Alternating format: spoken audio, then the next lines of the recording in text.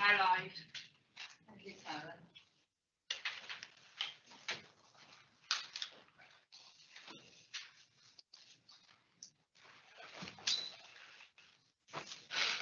We've got 1 minute to go and then we'll start.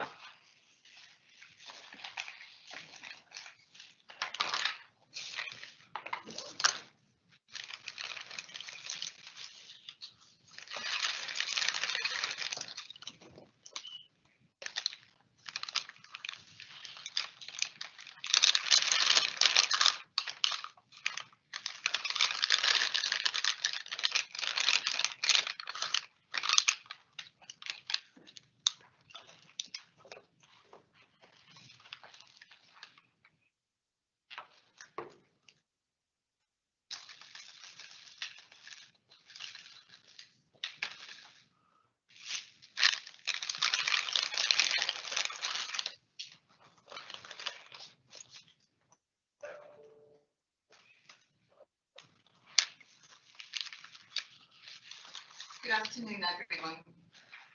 We're now starting the meeting.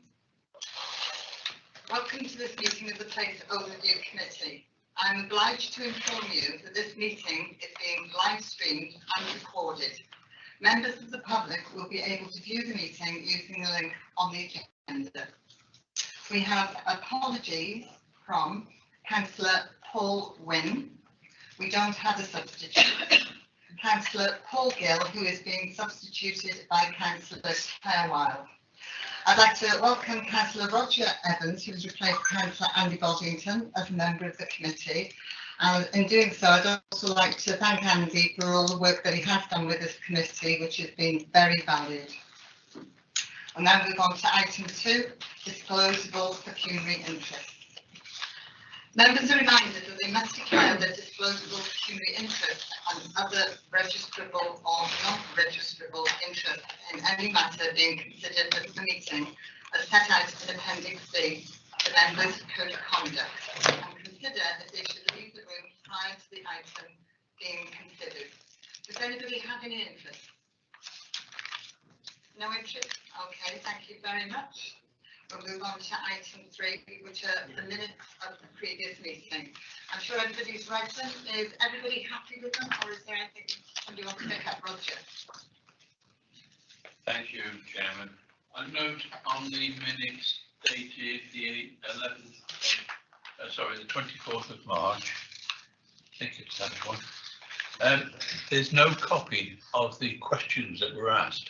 Right. All the other minutes have attached to them a copy of the questions and the replies, but for this one there is a tracing within the minutes, but if one looks on the website there is nothing there either with the agenda or with the minutes. Can I presume they'll be with the agenda, the minutes that you sign, could they be added to the agenda? Yes. For future? Can we do that, please? Yeah, I'll look into that. Thank you very much, Sarah. Yes, we'll do that. Thank you very much. Is there anything else anybody else wants to pick up? No? Okay. Yes. Sorry? Oh, Dean. Sorry, I didn't see you, Dean. Yes? Hello, Chair. This isn't directly related to the minutes, but I wonder whether you could just move the microphone a little closer, please. I think online we're struggling to hear you. Okay, you can hear me now. Oh, that's much better. That's much better. Nice. Thank you, Chair. Thank you. Thank you for telling me, Dean. Okay, we're going to move on to item 4, which is public question time. Do we have any public questions? No, we don't. And we'll now move on to item 5, member question time. We have one question, which is from Councillor Julia Buckley. You are in attendance remotely. Would you like to ask your question, Julia? Yes, I can. There was also a document attached. I don't know if you're able to share it on the screen. Can you share the document? Not easily, no, that it was circulated beforehand. It has been circulated to everyone, Julia. Okay, thank you. So my question relates to a screenshot of the council's webpage, which was dated the 2nd of March 22. Perhaps I can read it out, the relevant part. It says that Bridgnorth and Oswestry are unable to receive food waste collections, but that they hope that will be coming soon. So that's what my question relates to. So why is Bridgnorth, one of only 2 places in the whole county that does not receive a collection service for food waste. According to the webpage, it states a service will be introduced soon. I have many residents who are extremely disappointed and frustrated that once again our area is missing out.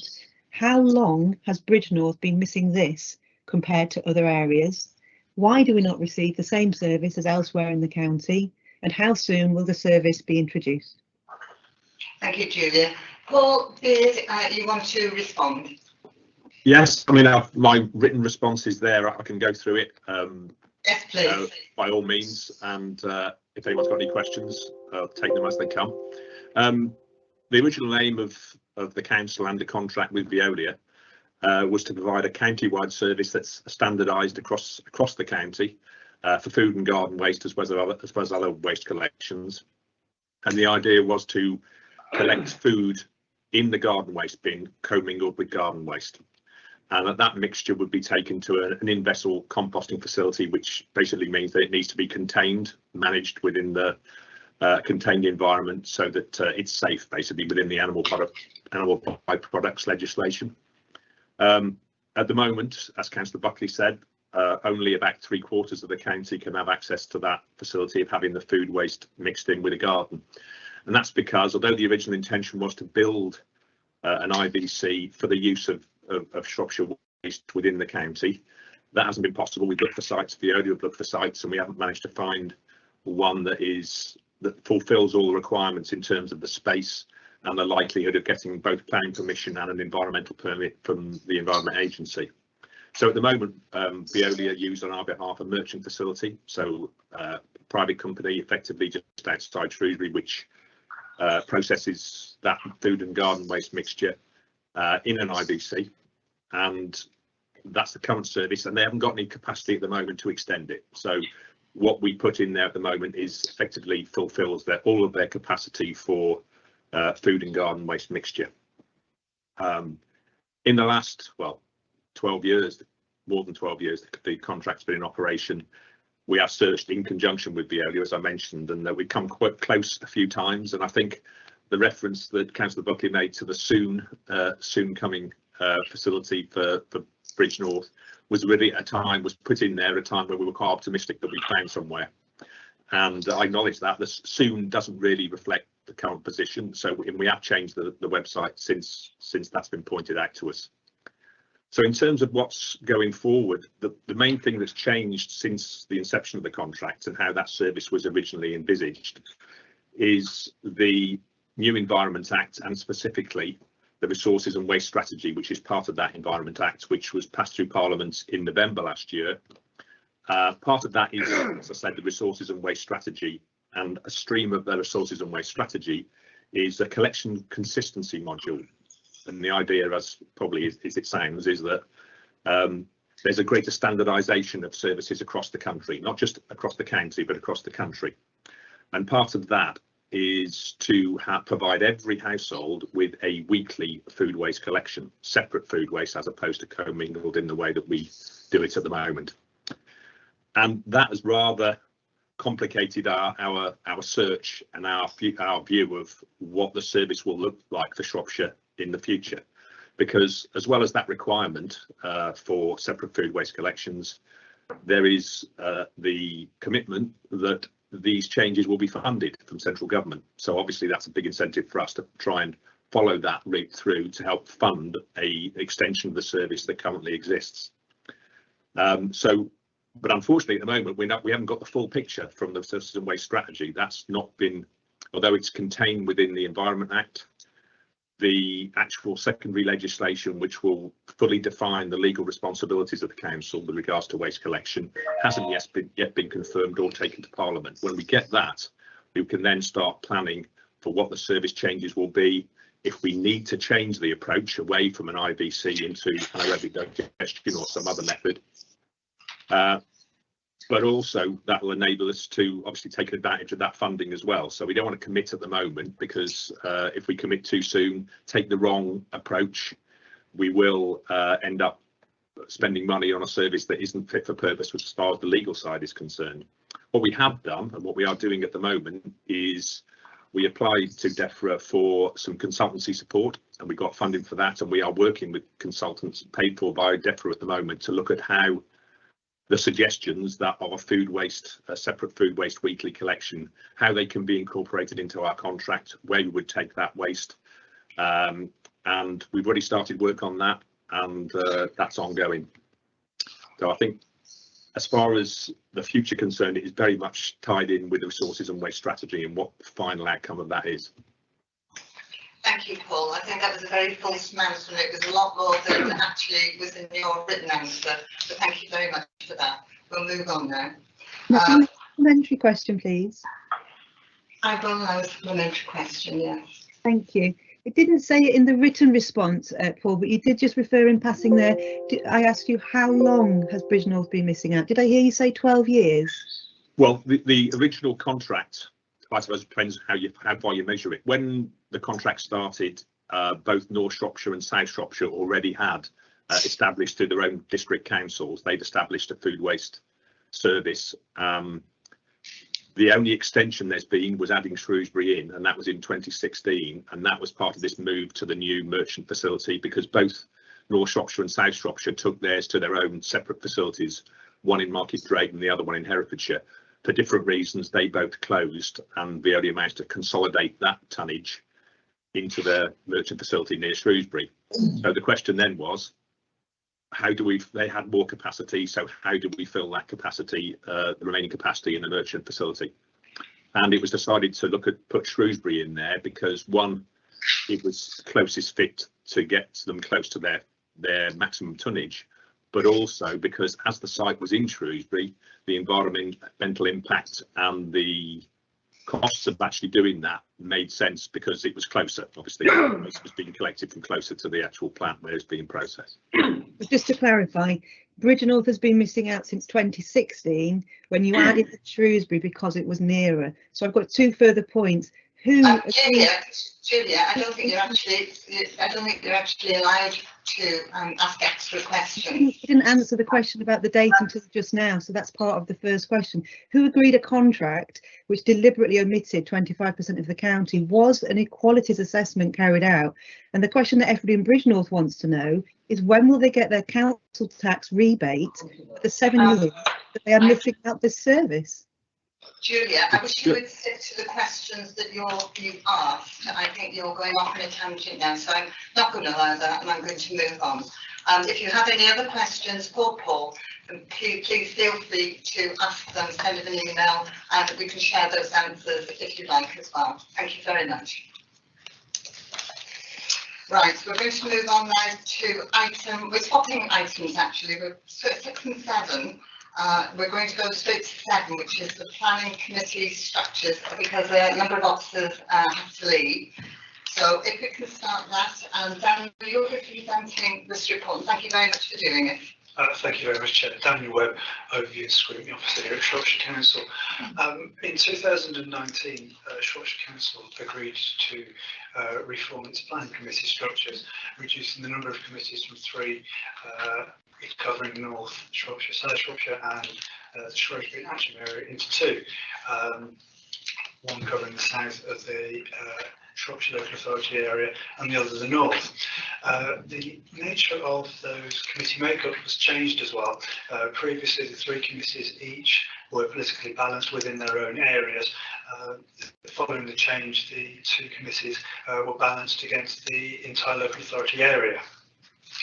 As part of the agreement from Council's decision to reduce the committees, it was agreed that this committee, or rather a committee of Overview and Scrutiny, would review the outcome of that decision 2 years after the date that it was agreed. It's now 2.5 years, nearly 3 years. We agreed that we would review this. You asked in the first instance for 2 pieces of research to be carried out. One was to look at how other local authorities organise their planning committee structures, and the second one was you asked for a survey of council, town and parish council elected members for their views on how this has impacted upon the performance of planning committees. The research is as it is.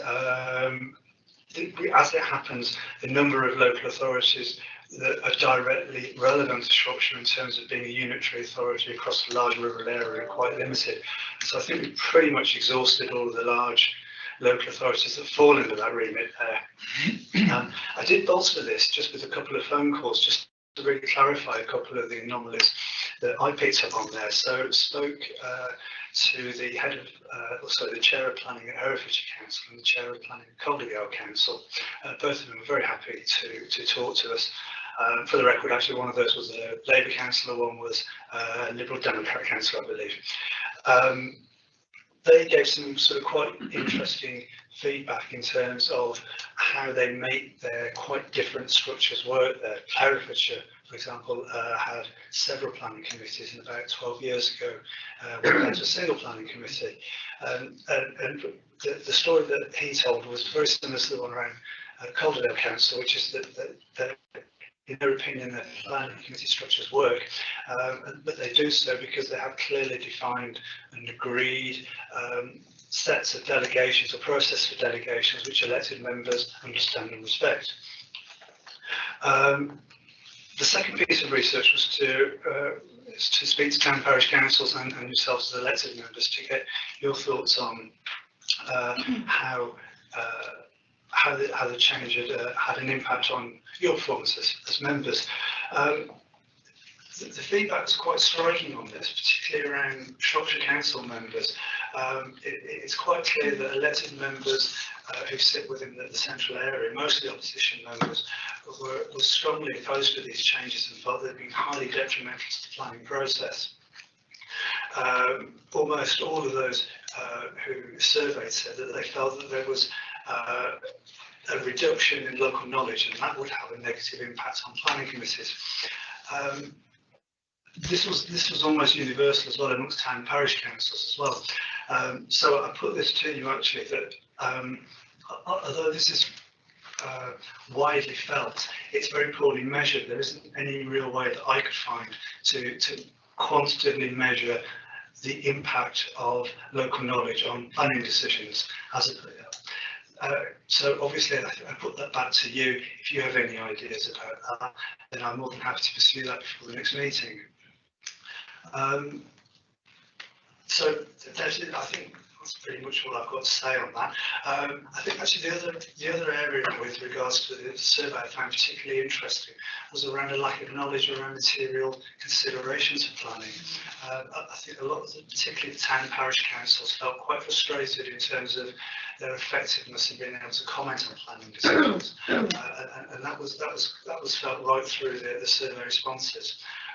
So I do suggest that that's probably an area quite separate to the structures that you might want to explore going forward. Anyway, I submit the report to you. It's up to you now really to sort of feel free to ask any questions or to decide what further evidence you might need prior to deciding this or considering this in more detail in April. Okay, Roger. Thank you, Chairman. To be frank, I'm disappointed in the report, and this isn't a reflection on Daniel. I understand the pressures of the work of this one, and there's been representations elsewhere about the ability and the capability or capacity. And it's the capacity I'm complaining about, because the report is there, yes, but the detail is not there. What parish councils replied and what didn't, it's summed up, and I don't know which councils, how many parish councils agreed with the present procedure. If you can stop there for a second, Roger. One of the reasons we're discussing it now is so that you can come back and ask what other information you want before the April meeting. So, April meeting of this committee? Yes. I thought we were going to say, okay, I understand the item then it is to make recommendations, but it says recommendation to make cabinet with regards to the service. Well, there's a meeting in April. Is that the cabinet meeting, is it not? It's cabinet meeting? Yeah. So before that goes there. So will this committee meet again to consider it before it goes back to cabinet? Yes, it will. Yes. Oh. Disappointed. As I say, there's the data there. If I remember rightly, it was going to come to a previous meeting, but due to the number of replies that were made, it had to be held back. Have I got it wrong there or not? Yeah, a couple of clarifications here. The purpose of the survey, of the questionnaire, was to elicit response. It was to elicit feedback. It was to provide an opportunity for town parish councils and elected members, all elected members, to respond in some way. It was never intended to be a vote or a survey that would yield percentages. 36% agree with this, 37% agree with that. If that's the kind of thing that you want, I'm more than happy to do that. But that's not what I was asked to do, and that's not what I intended to do. So if you want a list of the town and parish councils that responded, I am more than happy to provide that for you. Through you, Chairman. It's the comments that the parish councils want. They are, but I would assume there will be some comments in it, and it's those selection of comments which proceed for the meeting to do it. And I come from the central area, and the parish councils that I deal with in my area and others that I know of are very disappointed and unhappy at the way they do it. I've got statistics on the Southern Planning Committee and the Northern Planning Committee and the number of ones there. I'm being told that, for example, the number of applications that go onto the Northern Committee from Shrewsbury are very few. They were the majority when it went to the Central Planning Committee, but they are not being carried forward by the chairman and the vice chairman for whatever reason. That they are there, and they've been put there to screen them before they go to a meeting, and there is dissatisfaction about that methodology and the answerability and accountability, as are many members. But for the central area, and it's a central area who feel aggrieved. For the two committee system, I don't think the north and the south, it goes on as it did before with a bit of added work from the central area. If I can say, Roger, what we are doing now is before we get the final evidence, is to make recommendations on what evidence we want. So now is the time to do that. I think you're criticising ahead of the final report, to be honest. We have Pam Mosley. Thank you, Chair. I think, like Councillor Evans, I was a little bit confused as quite what we're doing here. So some of what I've written probably is not pertinent, but a couple of things. Daniel opened by saying that the decision had been made when we were reviewing it. I thought it was perhaps it's my recollection, it was actually a trial, but maybe I'm wrong, maybe it's the semantics here. But Daniel's shaking his head to say it wasn't a trial, it was a decision. Thank you. Well, my experience of Central Committee was it worked very well. It was a busy committee. We cover the county towns surrounds, and we take the bulk of the housing development of the county, and it's also an important commercial and industrial centre. And I'm one of those, as Roger, who feels aggrieved that we are now substituted into the Northern Planning Committee. Something Daniel touched on, we talked about all the different analysis he'd done with both within Shropshire and with other local authorities about how they work, about how difficult it is to measure quality of decision making rather than quantity. But the report does state that there's that the number of decisions refusals subsequently successfully appealed could give an indication of the relative standards of decision making. Of course, there's no adequate measure. The corollary of that is where approvals are given, which are very much against what the community and the local member wants. So it is almost an impossible thing to measure. It's an unknown, isn't it? But I don't know quite how we get around that. I do think the quality of decision making is strongly linked to knowledge of the application site and the local context in which it sits. And when Central Planning Committee became part of the Northern Planning Committee, I think this just disappeared. At Cabinet yesterday, there was a reference to subsidiarity about bringing decision making down to the lowest possible level. Well, here we're doing exactly the opposite here, and I think it's against localism. Just to give you an example, if you'll indulge me. The first meeting of the new Northern Planning Committee was in September 19, and we carried out site visits for a site in Bellevue, which was for residential premises. There were 4 members from within Shrewsbury, of all parties, and the other 7 were from outside. The out-of-town members were very unfamiliar with the area. One suggested that children from that development, when it was occupied, could play on a grassed area there, which happened to be the private communal garden of a shelter scheme and unfenced by the River Severn. All 4 councillors voted against the application, They knew the site, they knew its position in town. It also had a big flooding issue. But all 7 members from outside of Shrewsbury voted for it and it went through. And interestingly, the site development started, but in January 21 it was deep underwater and it's been in abeyance ever since. So, I mean, that shows you how good a decision that one was. Another thing that Daniel mentioned also was about there being fewer applications. I think it might have been Roger, from Shrewsbury. And it's mentioned there's been a 1/3 reduction in applications considered for determination. I wonder if there are being different criteria used by the chairs and vice chairs to do this. It's referred to Herefordshire, saying that there is a significant threshold that had to be passed before an application would go to committee. And I'm speculating that's what's happened here. There's been some changes in the criteria used. And the other issue is obviously the political angle to it. In the Central Planning Committee, there were a large number of opposition councillors.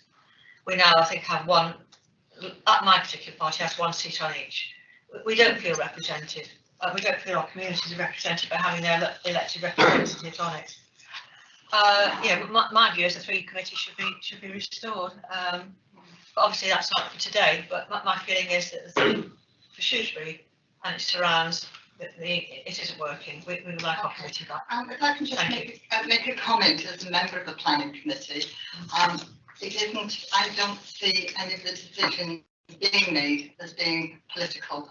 I think it's all balanced and weighed up against planning law. And I know I myself and most of my colleagues weigh that up and make the decision. I think it's very difficult, particularly if you live in an area, not to feel, what's the word I'm looking for, differently and think in a passionate way, if you know what I mean. Can I just go back on that, Councillor Barrow? I didn't say that decisions were being made politically. I said there was not a political balance on the committees, and there is a difference. No, there isn't. It's exactly the same down the south as well, isn't it? Anyway, thank you very much for that, David. Thank you. Thank you. Yeah, I want to echo what other members have said from the central area, really. I deeply regret the loss of the Central Planning Committee. For reasons which have been explained, I won't go over them again in great detail, but I feel that there's not the knowledge, the understanding of the central area from people who councillors who live largely outside. The other thing I'm interested in is the whole issue of delegation. And I think in your report, Daniel, I think you actually mentioned the fact that there was the councils you spoke to, there was sort of agreed delegation, policy on delegation. And my concern with the planning committees as they operate at the moment is that a lot of decisions seem to be taken under delegated powers, and very often they're controversial decisions which should be actually debated at committee. And I often wonder the criteria, and I'm always asking for more information about the way in which decisions are made by the chair and vice chair.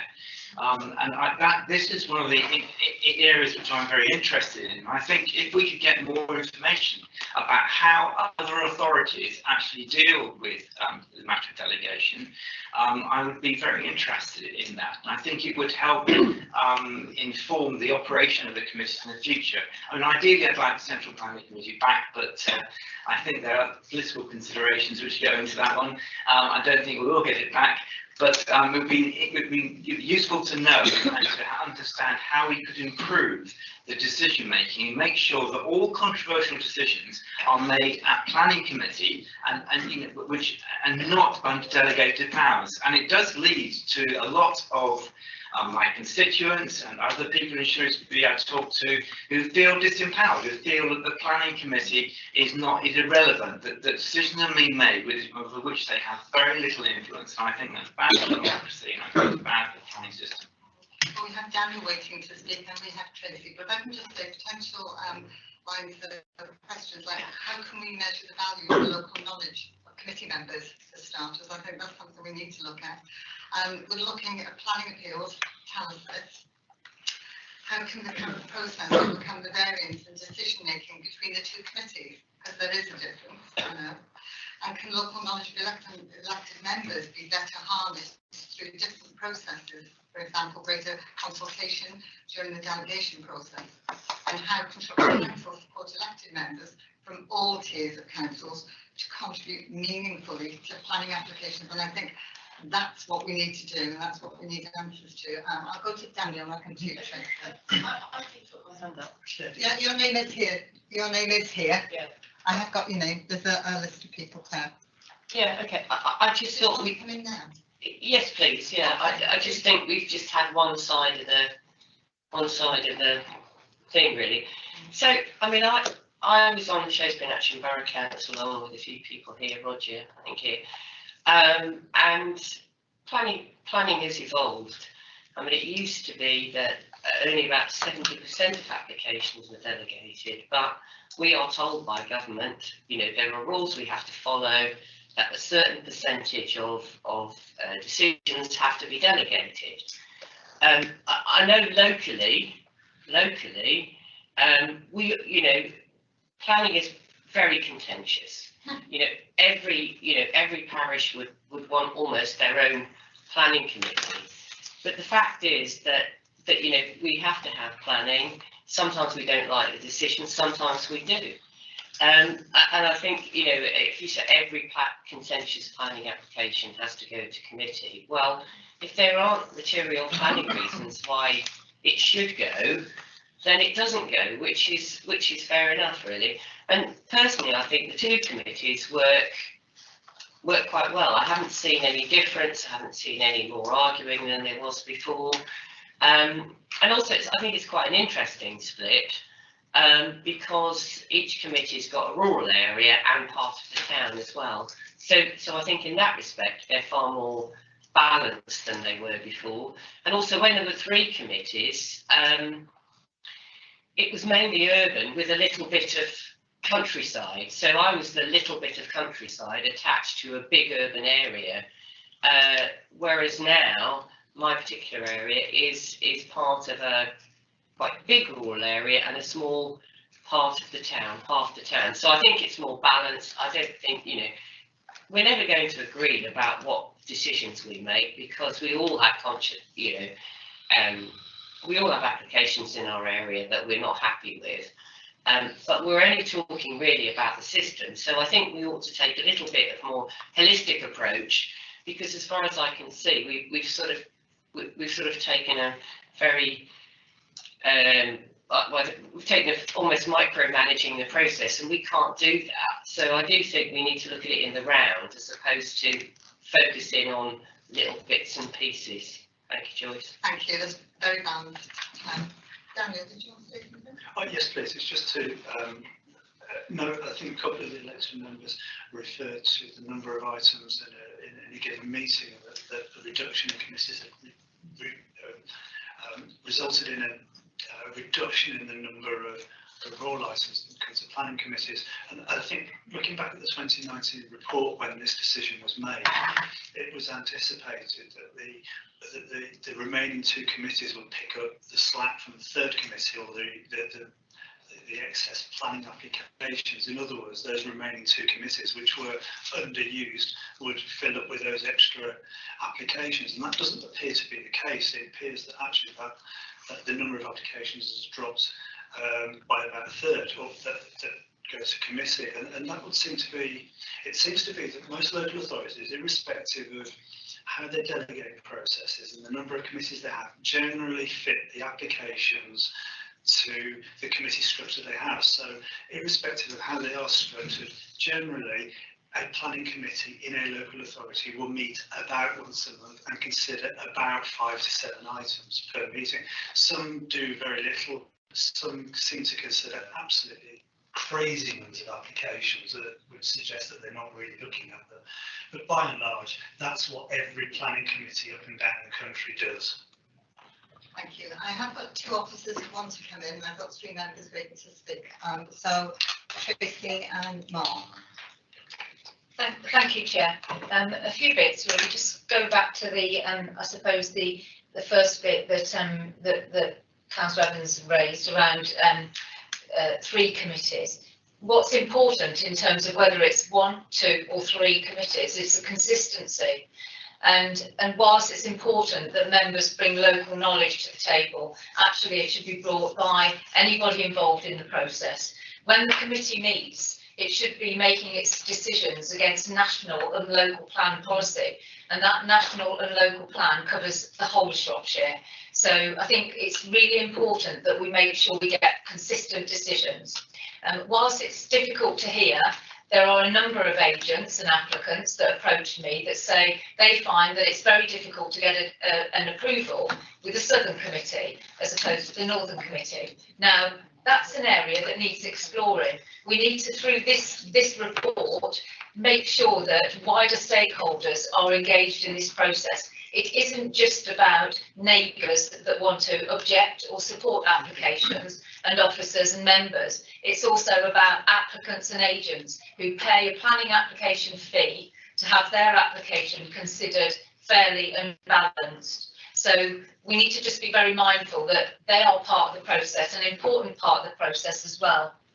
We have about 5,000 or over 5,000 planning decisions a year. So the comment about bringing, having a delegation at 70%, well, I'm sure the committee doesn't really want over 1,000 applications coming to committee each year. It's just not practical. And a number of us have probably been involved with many planning committees over our time. I've worked for a number of councils, and I've actually done a lot of reviews of planning committees over the time. And it's about getting the balance right for Shropshire. Yes, we can look at what other councils do, and some will have 1, 2, 3 committees, some will have strategic committees and subcommittees. There's a whole plethora of different types of combinations of committees, but it's just what is right for us, and making sure that what's right for us is consistent decision making across the whole of Shropshire. So the local knowledge bit is important, and of course there are times, I'm sure we can all identify applications where they've come to committee and somebody has popped up at committee and says, I know this, and it's been probably quite important in that decision making. But it doesn't happen very often. So I think that evidence around, perception and reality is quite important. And again, that's something that we may need to look at further with this report. And then training is one of the keys to this. Members, parish councils, town councils have all asked us to do more training on planning. It's pushing at an open door, and we've got a whole programme that we're looking at doing more of with parish and town councils over this coming year. But members that sit on committee have training. I can send any member the training pack that we did. Ian Kilby did it at the beginning of the municipal year last year. It's all there. We shared it with parish and town councils as well. It goes through all what are material planning considerations and what are not. It goes through, there was a comment about, I'm not sure, around where it says about applications coming to committee. It's in the Constitution. It's identified in the Constitution which applications can come to committee, and that is members that can call in applications in 21 days. And all members should know that. So it says 21 days, and then if the application is called in by that member, it goes to the chair and vice chair to discuss at their meeting as to whether it goes on the agenda. It's black and white. So, that's the position we're in. The Constitution can change. Different councils have all sorts of different levels of delegation, and also different things around when applications are called to committee, but that's what we have here in Shropshire Council. It hasn't changed. It's perhaps a lack of understanding around or members reading what it says, because if any members call them in within 21 days, it will go to the agenda setting meeting, absolutely. There's also a comment about officers and the sort of, secret, I think parish council's concerned about decisions being made behind closed doors. No decisions under delegated authority are made behind closed doors. All decisions have to have at least 2 officers involved with that process for audit reasons. It's all out there on public access. Anyone can see any information they want. Anyone has to ask our officers and we will provide them with everything they want. They don't even have to do a freedom of information check on us. So it is all out there, it is all transparent, and my officers haven't got time to do anything behind closed doors. They've got too many planning applications to get on and deal with professionally. So I think we just need to be really, really balanced around what we're trying to achieve. This is about whether we should have 1, 2 or 3 committees, and we should also make sure that, you know, we do look at the option of 1 as well as just 2. So thank you, Chair. Thank you very much. Mark, did you want to say anything, or did Tracy say it all? The only thing I was going to add, Chair, was just to be clear, is that it's full council that makes the decision on numbers of committees ultimately. Just to clear that up, just so we've got that on the record. And of course, you know, seats on those committees are allocated in May. We're approaching our annual councillors' May, so for any members that are wondering, of course, that training gets offered every year to any member that's new to planning. Just wanted to clarify those points that are in. I'm very aware that we had a part of the portfolio holder coming in remotely. I'll come to you at the end of the meeting if that's right, Ed, and then you can tell us your thoughts. We now have Dan, please. Sorry for so long. Thank you, Chair.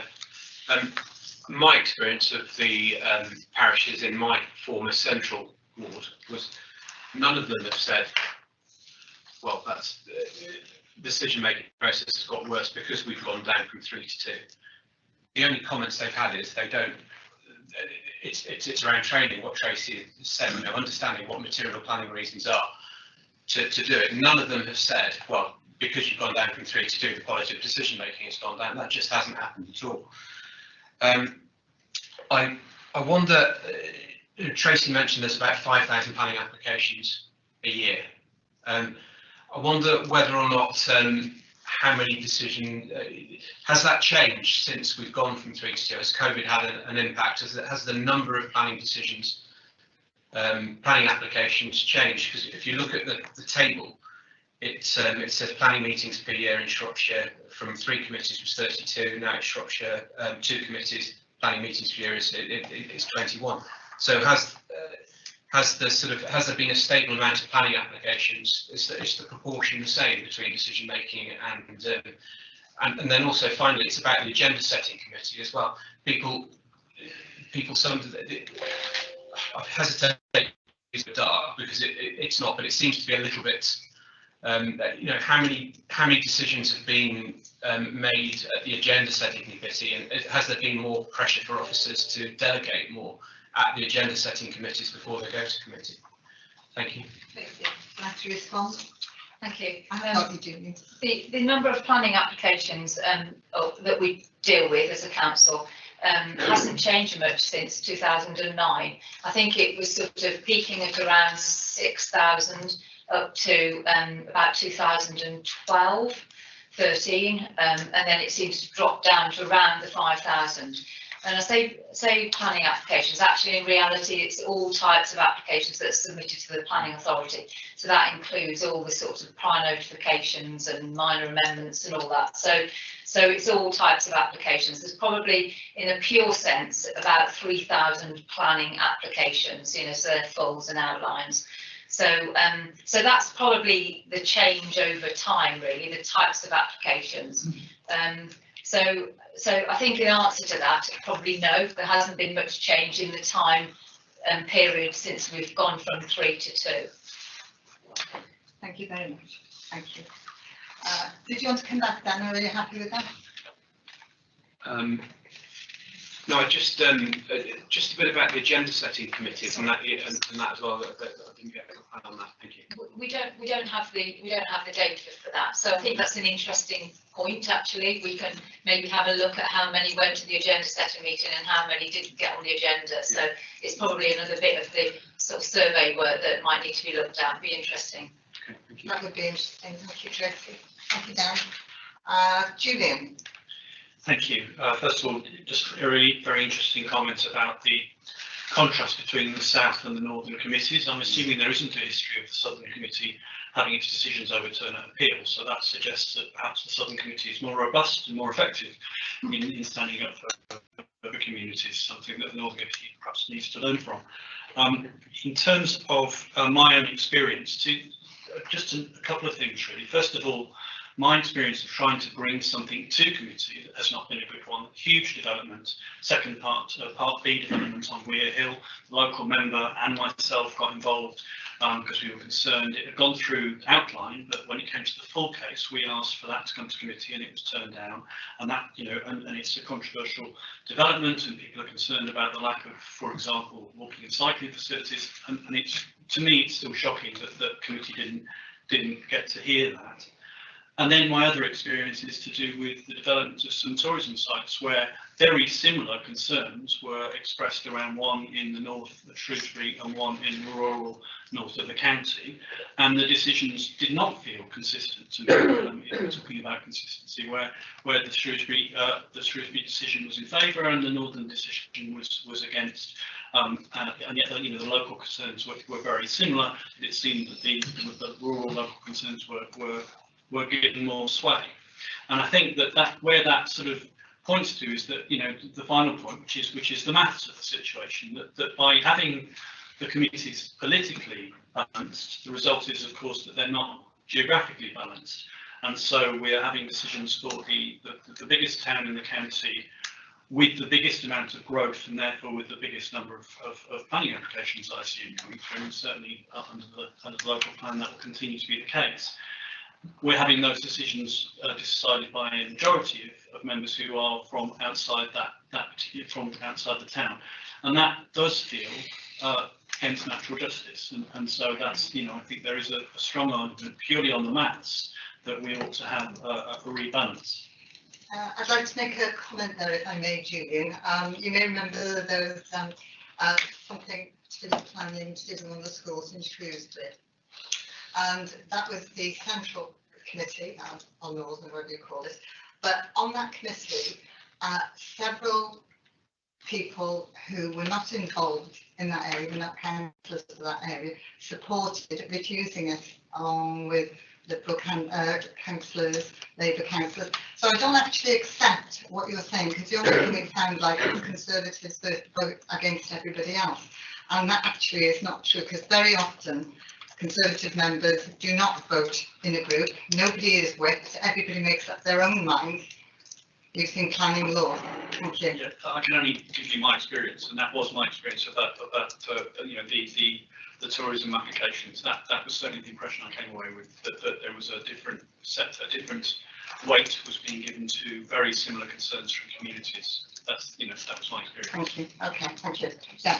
Chair, could I just touch on appeals. I think just overall, just out of interest, we're very successful as a council with appeals. So just to sort of, you know, I think there's a bit of discussion around monitoring of appeals, which is something that will be interesting. And I think perhaps looking at where we have lost appeals in the north and the south, you know, getting some statistics again together as part of this report. But just to say that, you know, we are very good at defending appeals, and I say that in a positive way for my officers.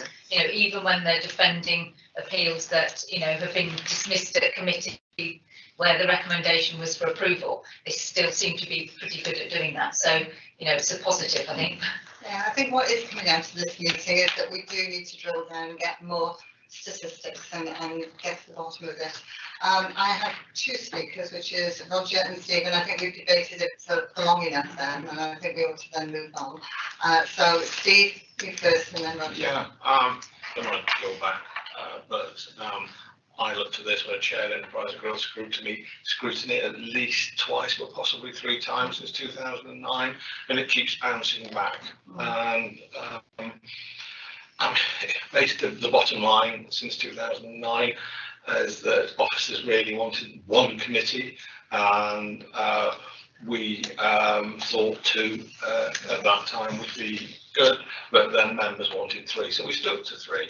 And but we also decided, and Roger was on all of these committees as well, we also at that time thought that 2 would suffice, and I think it's right to do so.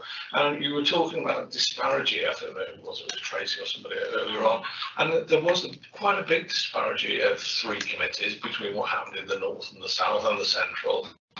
It's come together quite a lot, and that's not just between committees, but that was indeed planning officers and members on these committees. So I don't know what members want. I think it's working perfectly well now. You're not going to get any better. I don't think we should go back to 3. We certainly shouldn't go down to 1. And I think we'll get the best result right now. Okay, thank you, Steve. Roger, last one. Thank you, Chairman. It was looked at 3 times previously, and it was rejected every time. And in the finish, officers took it to council, and council then voted with the whipping system that's in place at council to come down to 2, and it to be reviewed in 2 years. And can I remind members that there was one appeal recently in the south of the county, which officers recommended, the Southern Committee rejected. It went to the appeal inspector, officers refused to do anything about it, and members took it to the appeal, and the appeal was won. Even though officers would not support it, the appeal was won. That's my understanding. Democracy. It does cost money, it does take time. Parish councils, and I've got 4 in my area, and I'm chairman of the Shrewsbury area parish councils as well, for all the parish councils and the town, and I don't know of any that turn up at those meetings who are in favour of a 2-committee system. I take what Dan says and his parishes, and there isn't any of those parishes that come to this, but okay, that's by and by. But the majority of parishes within the old Shrewsbury Natcham area, the central area, do not agree that the present system works, does not give them fair representation, their voices are not heard, they are not told why planning applications do not go to committee. They may go to the chairman and the vice chairman and the decisions made. There is no communication. That has been brought up with previous senior officers, and assurances were given. Parish councils would be told they are not. Consistency.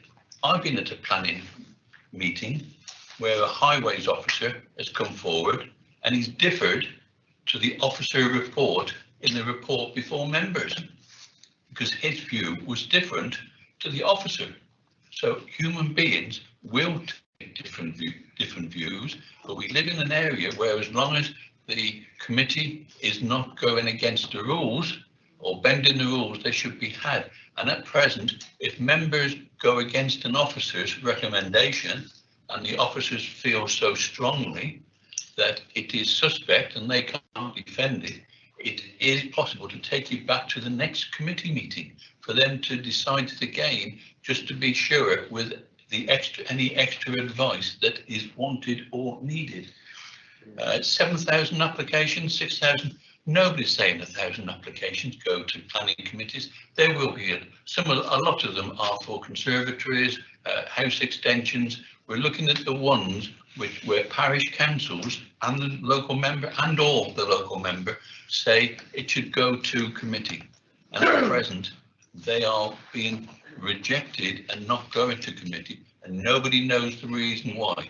Many councillors have asked why it didn't go to committee, and we are never told. Agenda setting is secret, I'm told, but I think we do need some more information, and I'm glad it's coming back here to take into account what has been said around the table. Because I've got a list of the meetings in the southern and the northern for the last two years, and the last southern meeting, of course, lasted nearly 6 hours.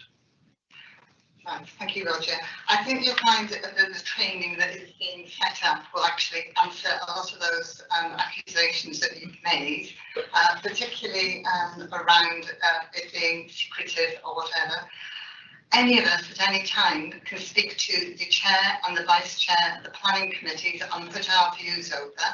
I've never been asked that, Chairman. Never been asked that, and I did not know that was possible.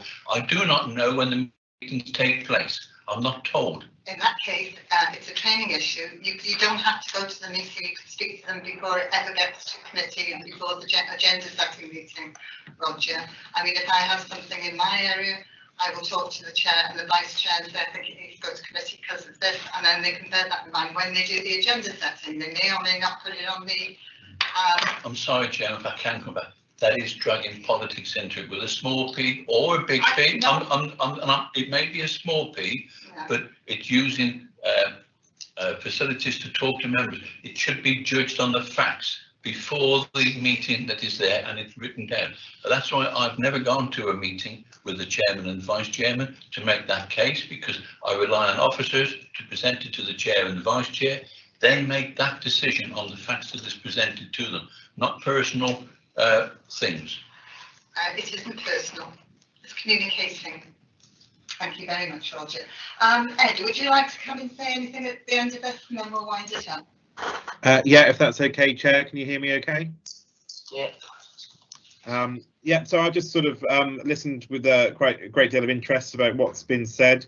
I, like Councillor Dan Morris, have rural parishes on the outskirts of Shrewsbury, and I don't recognise what Roger's saying. That's not the feedback I've had from my four parishes. But coming at it as a portfolio holder from an operational perspective and a resources perspective, the current system from the portfolio perspective is it's working. In terms of workload and capacity, it works. I think we tend to, as members, mix up around local knowledge and what is a material planning consideration. There needs to be clearly defined what's, just because people don't want something, they have to have justified with material planning considerations, and that needs to be very clear. In terms of the calling process to committee, I think many members fall foul of calling it in within 21 days with material planning considerations. When a few members have contacted me to say I'm calling this in because X, Y, and Z, but they don't provide material planning considerations, then obviously it's going to not progress in the way that they would like it to. I hear what you're saying around transparency around the agenda setting meetings, and that is something I'm sure we can have a look at, and perhaps reiterate to members through training how that process works, what is required of members and parishes in order to take things to agenda setting and ultimately onto committee agendas. So just to summarise, from my perspective, operationally as the portfolio holder, the current two committee system has been effective, is effective. And interestingly, since May, since I took on the portfolio, I don't think I've been approached by members to tell me otherwise directly. I've been approached by members about the odd application, but not necessarily about any issues around the planning committee. So if there are grievances, I would suggest that would be a route to alert me to in the future. But no, very interesting discussion, and I'll leave it at that, Chair.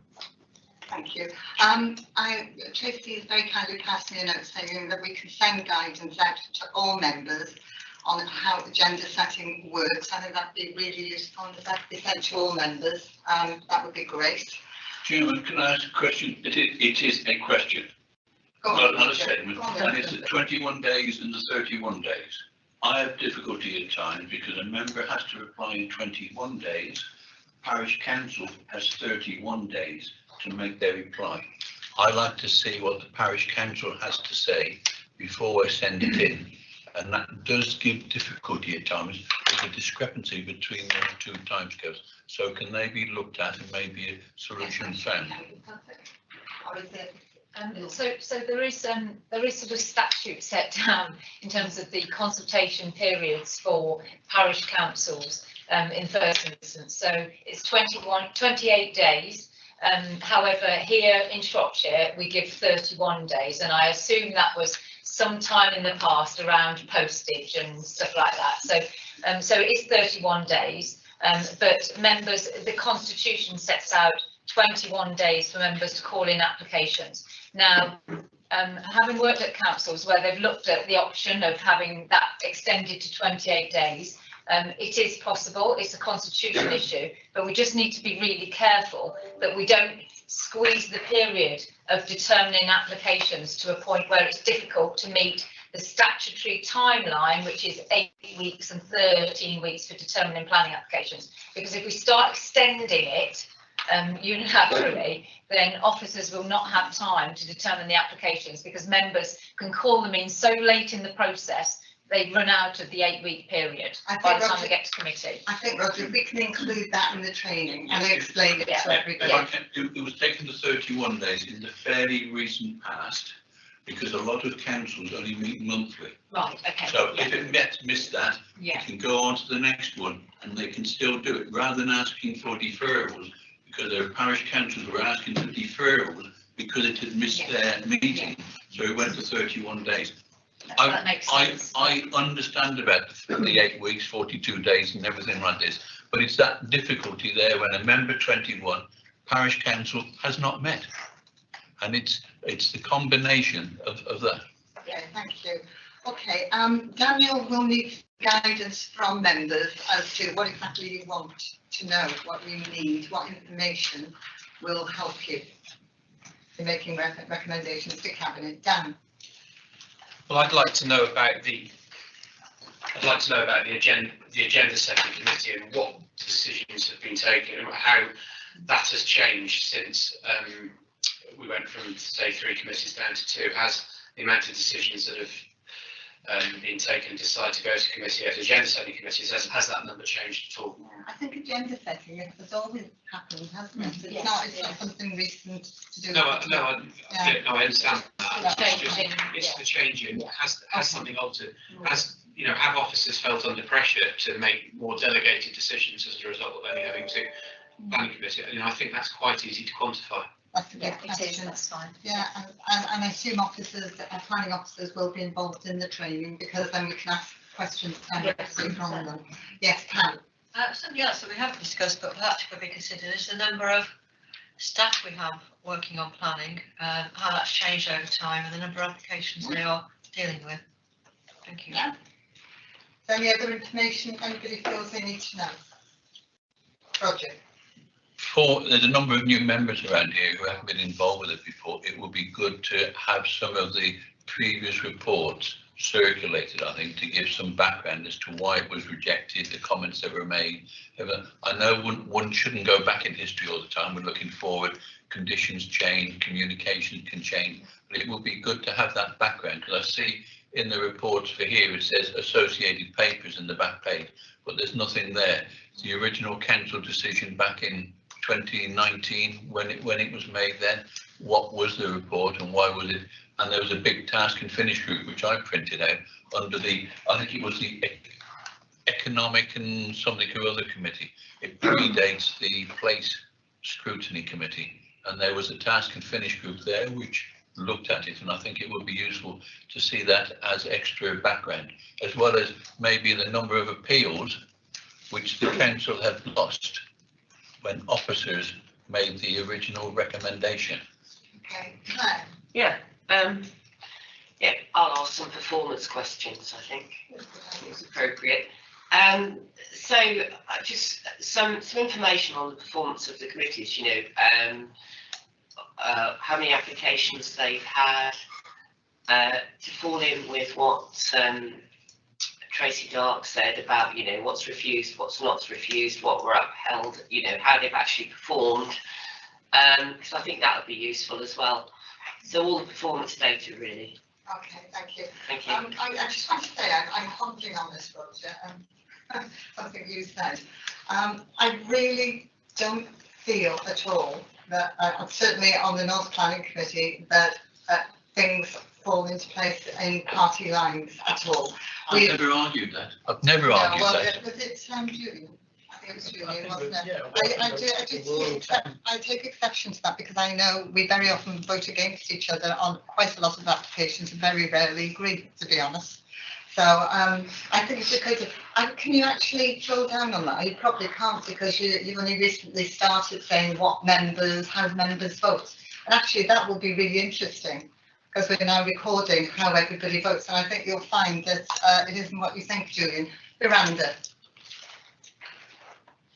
Thank you, Chair. Just on the matter of the votes, we're doing the roll call vote, but it doesn't, obviously, we'd have to literally go through every recording because it just then, all that's in the minute is the numbers of members who voted. The roll call vote simply saying we've got the numbers absolutely correct, we've counted right.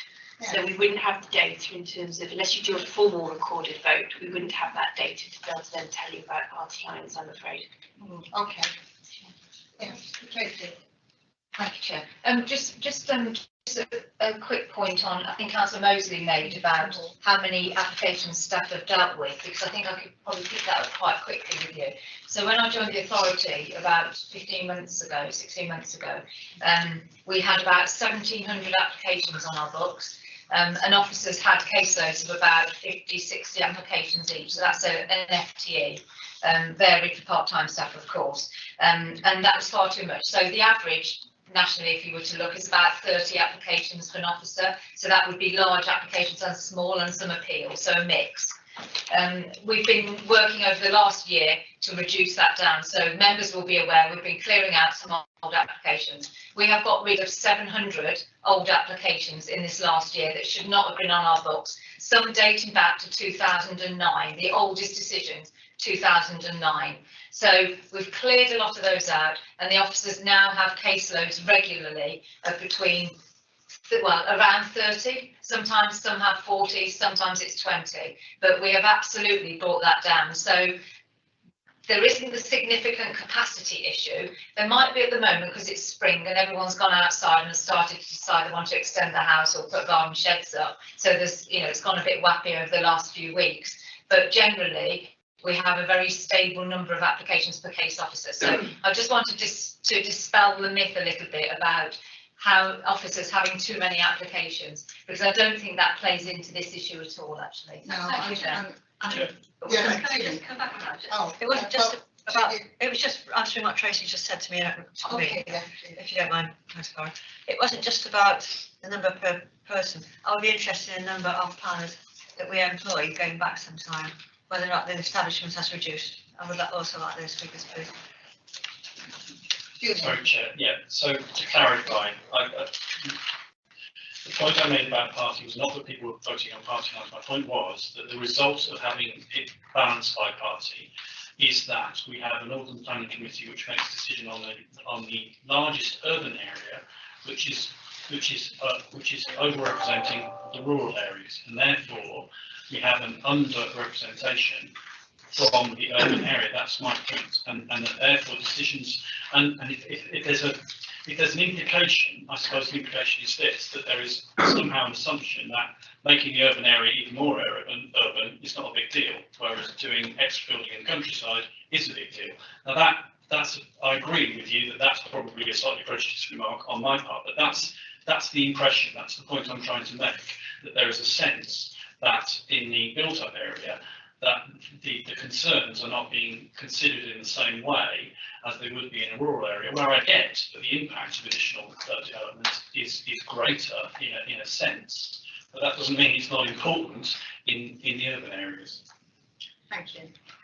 Mark, if you want to say what you want to say, and then I'm going to move to Daniel for what he picked up that we need to say. So I just kind of think it's relevant to clarify and restate what Councillor Potter said.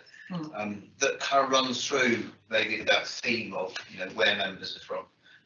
A planning committee can only take decisions on material planning considerations.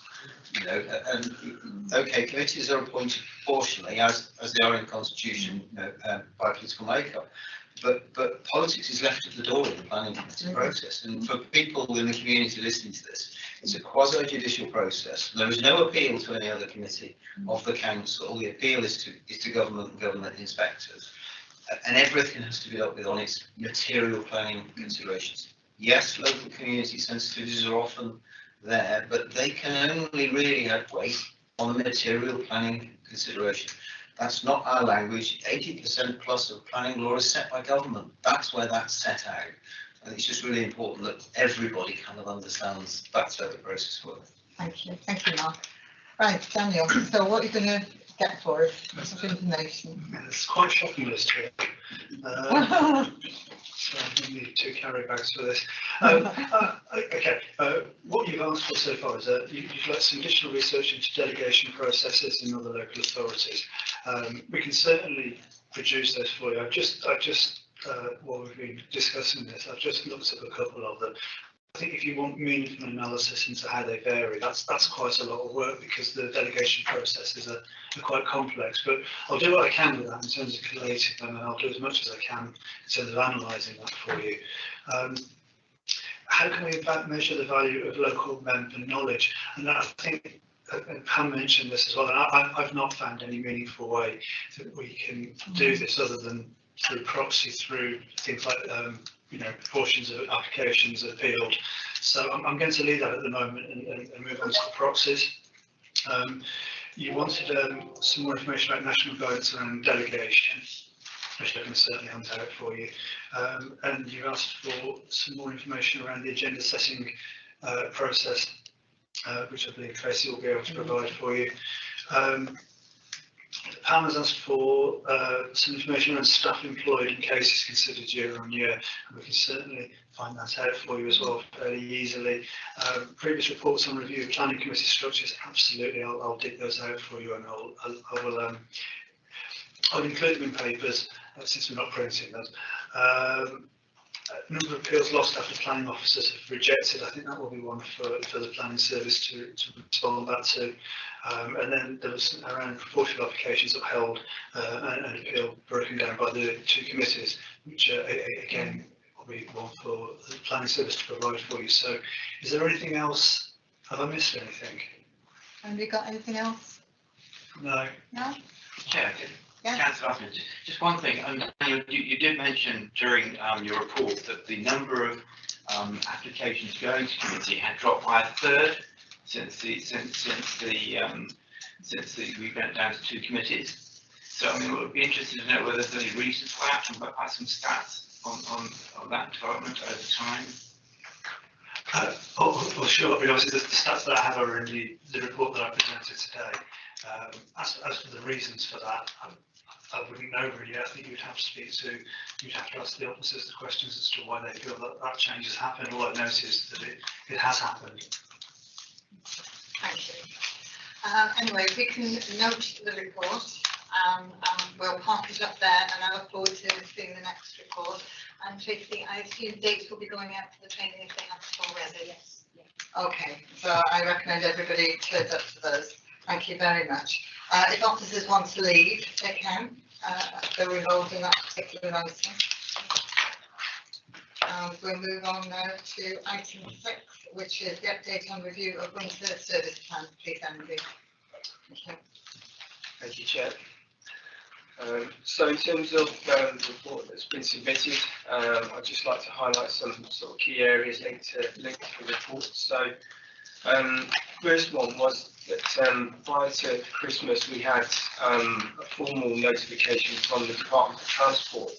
They wanted Shropshire to provide them with a resilience plan linked to the second wave of COVID. This also referenced the HGV driver shortage. So DFT were effectively seeking from us and other highway authorities in the country reassurance that these vital services could be provided with the pressures. What that resulted in is a tweak and a change to our operational plan to ensure that we had that resilience in place. That applied an additional pressures to the service, but it's one that we managed to accommodate. Off the back of that, again, this is linked to the report, we've embraced a different operational model for winter maintenance this year, which has now given us a joint decision-making operation with Shropshire Council and the contractor Kier. What that has provided to us is immediate benefits linked to operational efficiency, and has injected over 1,000 operational hours back into the reactive maintenance service from smarter decision making around how we deliver winter maintenance and the times at which we treat. That has added also benefits for worker welfare, because our operational teams now have a clearer picture of when they're going to be needing to treat the network, and that has increased the gap between treatments, so workers do not have to have the turnaround times that they were experiencing prior to that. That's had a fundamental impact on reactive maintenance services and our ability to cope with the pressures of other services in winter that are pressurised, i.e. defect repairs, response to flooding events and other emergencies. I also want to just highlight the grip bin asset inventory that's been undertaken. So we've completed or sort of embarked on an audit process of all our grip bins county-wide to ensure that we have a detailed asset record in our GIS system of where they exist. We've developed a unique referencing system for them, and coupled with that is now in place a smarter route replenishment operation. So we will now be able to replenish our grip bins quicker and more effectively in a more cost-effective way, and that exercise is nearly 50% completed. We've also undertaken a route optimisation process and a spend optimisation process. So this is looking at how we undertake winter maintenance activities across the board, across Shropshire. What that has identified is a very, very small percentage of the investment of our winter maintenance budget is spent within the local economy. So the forefront of our operational plan now exists a mixed economy model. So we have an extensive network of trusted local farmers who support the service already, and we believe that they can have an increased, enhanced role in the future, delivering greater efficiency and more resilience to the county during the winter maintenance period. I also want to touch on community participation. So again, linked to our new way of thinking and a new approach for winter maintenance, we're keen to embrace new ways of the community supporting winter maintenance activities and look at how that can be delivered in Shropshire. There's numerous examples across the UK where highway authorities have embraced things like snow wardens and other things, and I think as much as a lot of the learning coming out of that activity is relevant, I think there is a Shropshire approach that we can take that can perhaps draw on some of the strengths and the uniqueness of the county and come up with a smarter way of delivering that initiative. So we've looked at numerous activities that link to schools, and we've embarked on our first trial. That will help inform the future strategy and look at how this initiative can be rolled out in Shropshire.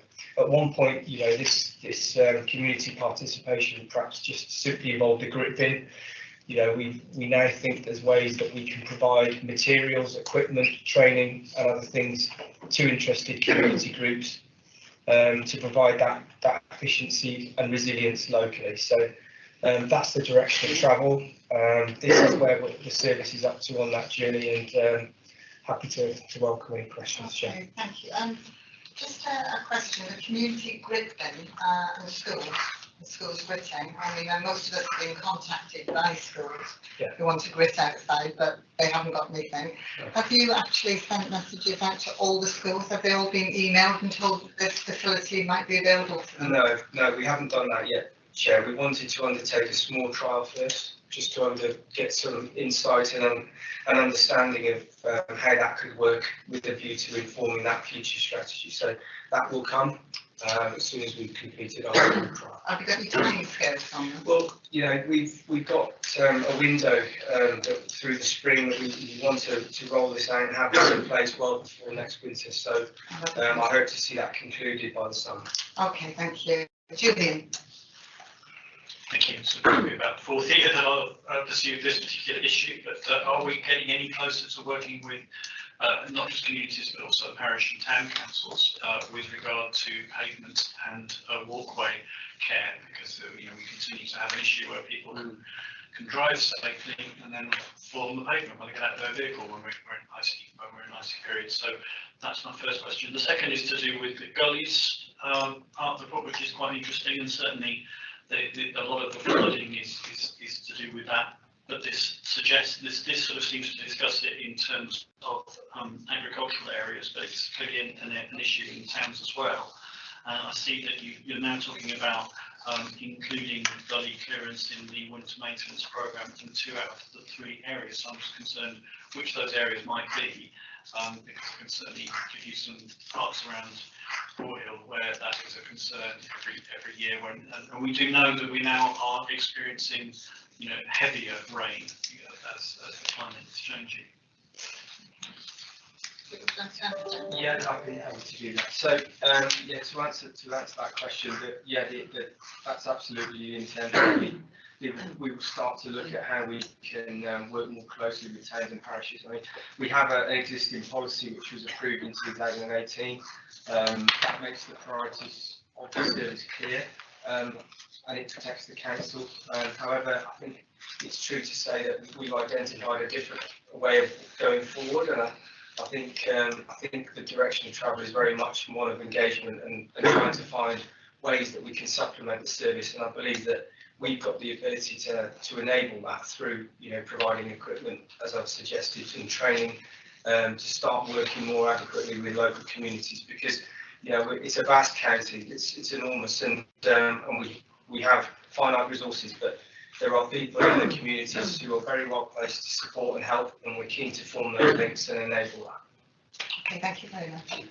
Sorry, on the gullies, the second. Yeah, so in terms of groundwater and gullies, I mean, there is a of course, a relationship with this. So, drainage and improvements in the drainage operations have been a significant focus for the last 18 months, and a significant amount of work is done to get our drainage assets up to a far higher standard.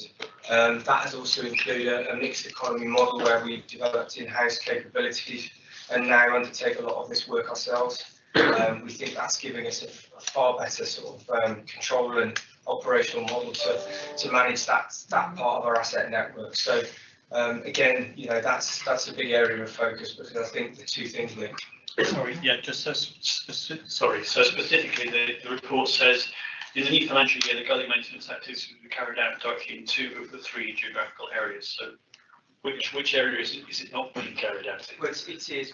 That point references to how we're currently doing it. So in 2 of the 3 areas, we will be directly managing that through direct labour resources. The 3rd area will still be taken by our contractor here, because this is a future iteration of our operating model. So we want to test the ability to manage that in a slightly different way. So the work will still be delivered to the same standard, it's just slightly different operating model. I think Andy is asking which area isn't having it done at the moment. There isn't an area that isn't having it done. Okay. So we have cleansed our gully this year, and that's going to continue to be the case. There's no reduction in service yet. Okay, thank you. Claire? Yep, compliment first, really. I think the new drainage team, they've done a few things in my local area, and they've done an incredibly good job. I mean, I wish we had probably 6 more teams like that, but they are a good team, and the important thing is they come and they do a good job. So, and I know my parishes have been impressed with that. So the question I wanted to ask really was, because I'm really keen on the environmental maintenance grants. And I know in the winter time that we get the local farmers to come around and sweep the roads. But I just wondered if one of the ways in which you could work with the parishes, because it has been raised by somebody a couple of times, was the people, the farmers or the people who deliver our environmental maintenance, if they had the vehicles, and some of them do have, that they could spread the salt along the pavements on the estates. They know the area because they do the environmental maintenance. They could come along to the depot, fill it up, use it. Because I agree with you about the bins. What happens is, if we have more bins, sometimes people come along and just do their drives, which isn't very helpful and causes a lot of angst in the community. Whereas actually, if the local person, the parish just rung them up and said, look, can you do this? And they go along, pick up the salt, and they do it. I just think they could do it quickly, and as I say, it could form part of the environmental maintenance grant, and it would be a win-win. So that's my point, really, Andy. Yeah, I'm happy to respond. I think in terms of my summary, it references the network of local farmers and other contractors that we have at our disposal, and I do believe they are uniquely placed, really, both geographically but also the knowledge that they have. to support the service in a greater way going forward. So that is the direction of travel and thinking. Okay, thank you. Anne, did you have a question? Yeah, just a couple of things to ask Andy. One about the grit bills. It's obviously a difficult area because, as you say, people end up doing the drives. But in urban areas, you could think of where I live, there's quite a bank, and there used to be a bin there, and at some point it disappeared. And presumably it's probably removed in the summer when no one really notices. But they just go, and I think people are just used to not being there anymore. Yeah, But I don't think I don't know, anyway, that's on the bin.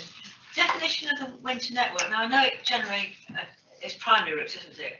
Not, more minor. But I'm concerned about footpaths, particularly near schools, and also cycleways. Some of the cycleways, particularly where they've still got the wet leaves on them, which haven't been collected since, if not last autumn, the autumn before. Some of them in Shrewsbury, I'm sure have. They're dangerous when they're icy. If you're on a bike and come off it, it's dangerous. And I'd like to see more done about the non-main road areas if possible.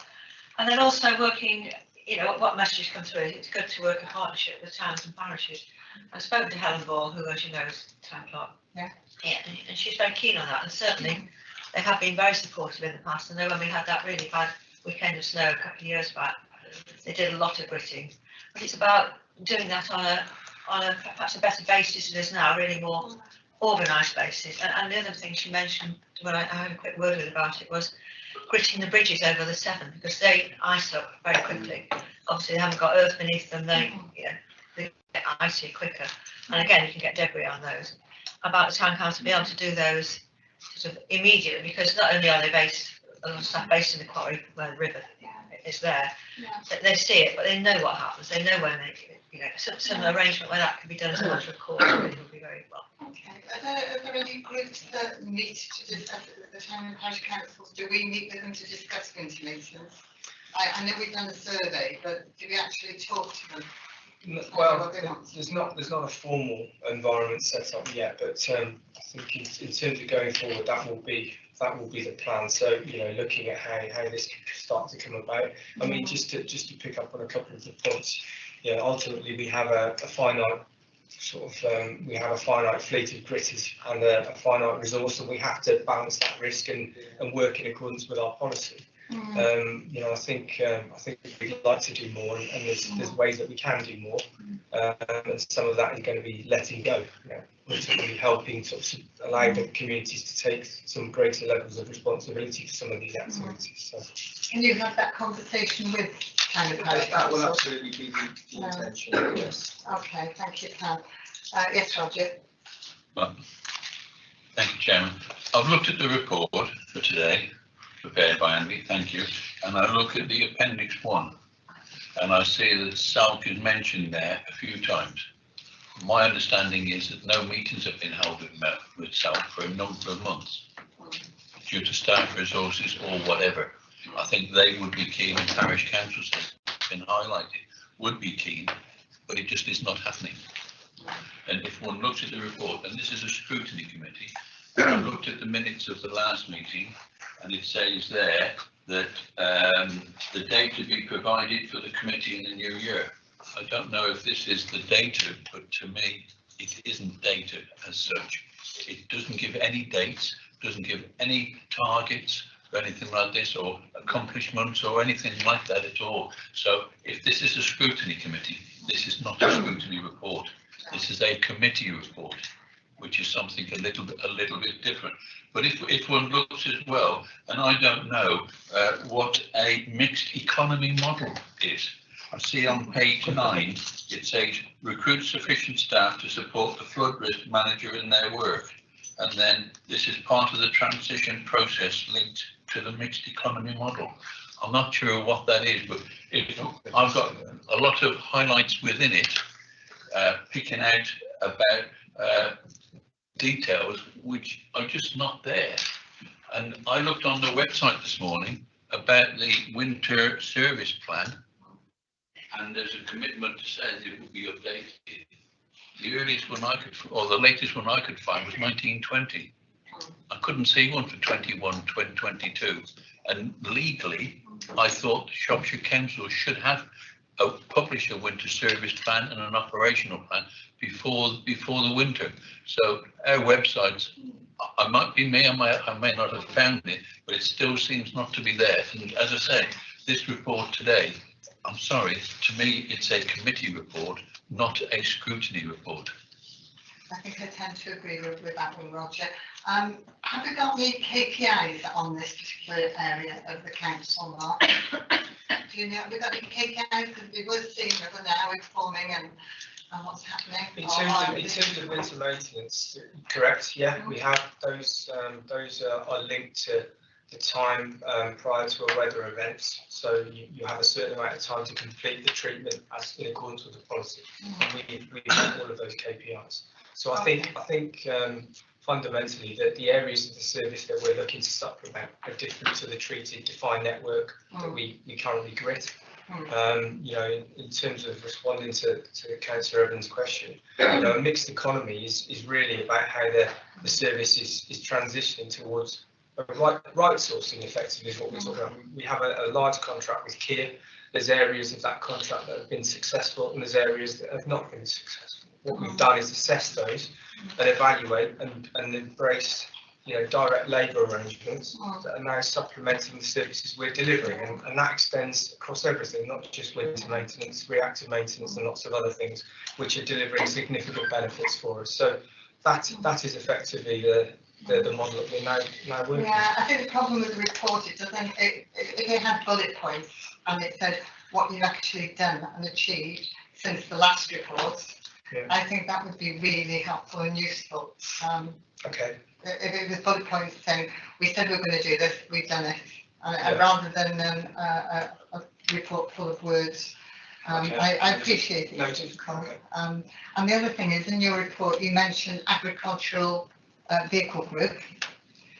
It isn't in this report, I'm sure. Just this one, isn't it? I think it needs to be. Yes, I read the report. You mentioned that it hasn't met since last, either March or April. It's nearly a year now. Hugely popular, and I'll direct this at you as well, Mark. It's hugely popular because of the lead officer that was leading on it has not been able to take up meetings because of time, etc. Okay. It has been left in abeyance, and I can say nearly every week I get either a parish councillor or someone, a member of the public, ringing me about the issues that these vehicles are causing. And if you've got a minute at the end of the meeting, Mark, I wouldn't mind a quick word to do with that. I assume that you are capable of looking at what's happening with that and ensuring that we have a lead officer. I'd say it's both of you really, that we have a lead officer and that we take this forward as soon as possible. Because I know Sal could chase me as well as members of the council. I'd be really grateful. Okay. Thank you very much. Sorry. Can I just put one? Sorry, I'm going up on them. So in terms of parish relationships, we do work quite closely with SALC. We always go to their SALC Exec Committee meetings. The last one was the 7th of February. And there is also a forum of town council clerks, which we support. One of the things we have been talking for some time about is the whole scheme around Lensman and how that relates to the environmental maintenance plan. And one of the ambitions we've got is to look at how we can kind of, you know, work with towns and parishes to kind of extend that, grow that kind of sense of local capacity and understanding as well. And it's not just about, you know, winter maintenance. It's about you know, street scene generally. It's about civil enforcement issues. You know, often it's about littering or dog pound. It's the whole relationship at this level, with winter maintenance being part of it. But just to reassure members, you know, we are looking at that. We are looking to kind of make more progress this year with that, and we're trying to bring forward a programme of much more kind of area-based work. Yeah. So what I mean by that is also think about that kind of pride of patch from people that get to know an area and have a kind of responsibility for an area as well. Quite often that's talked about by a lot of people. So just to reassure you, Chair. Okay, thank you. Claire. Yeah, sorry, this isn't on the agenda. However, I thought I'd bring it up.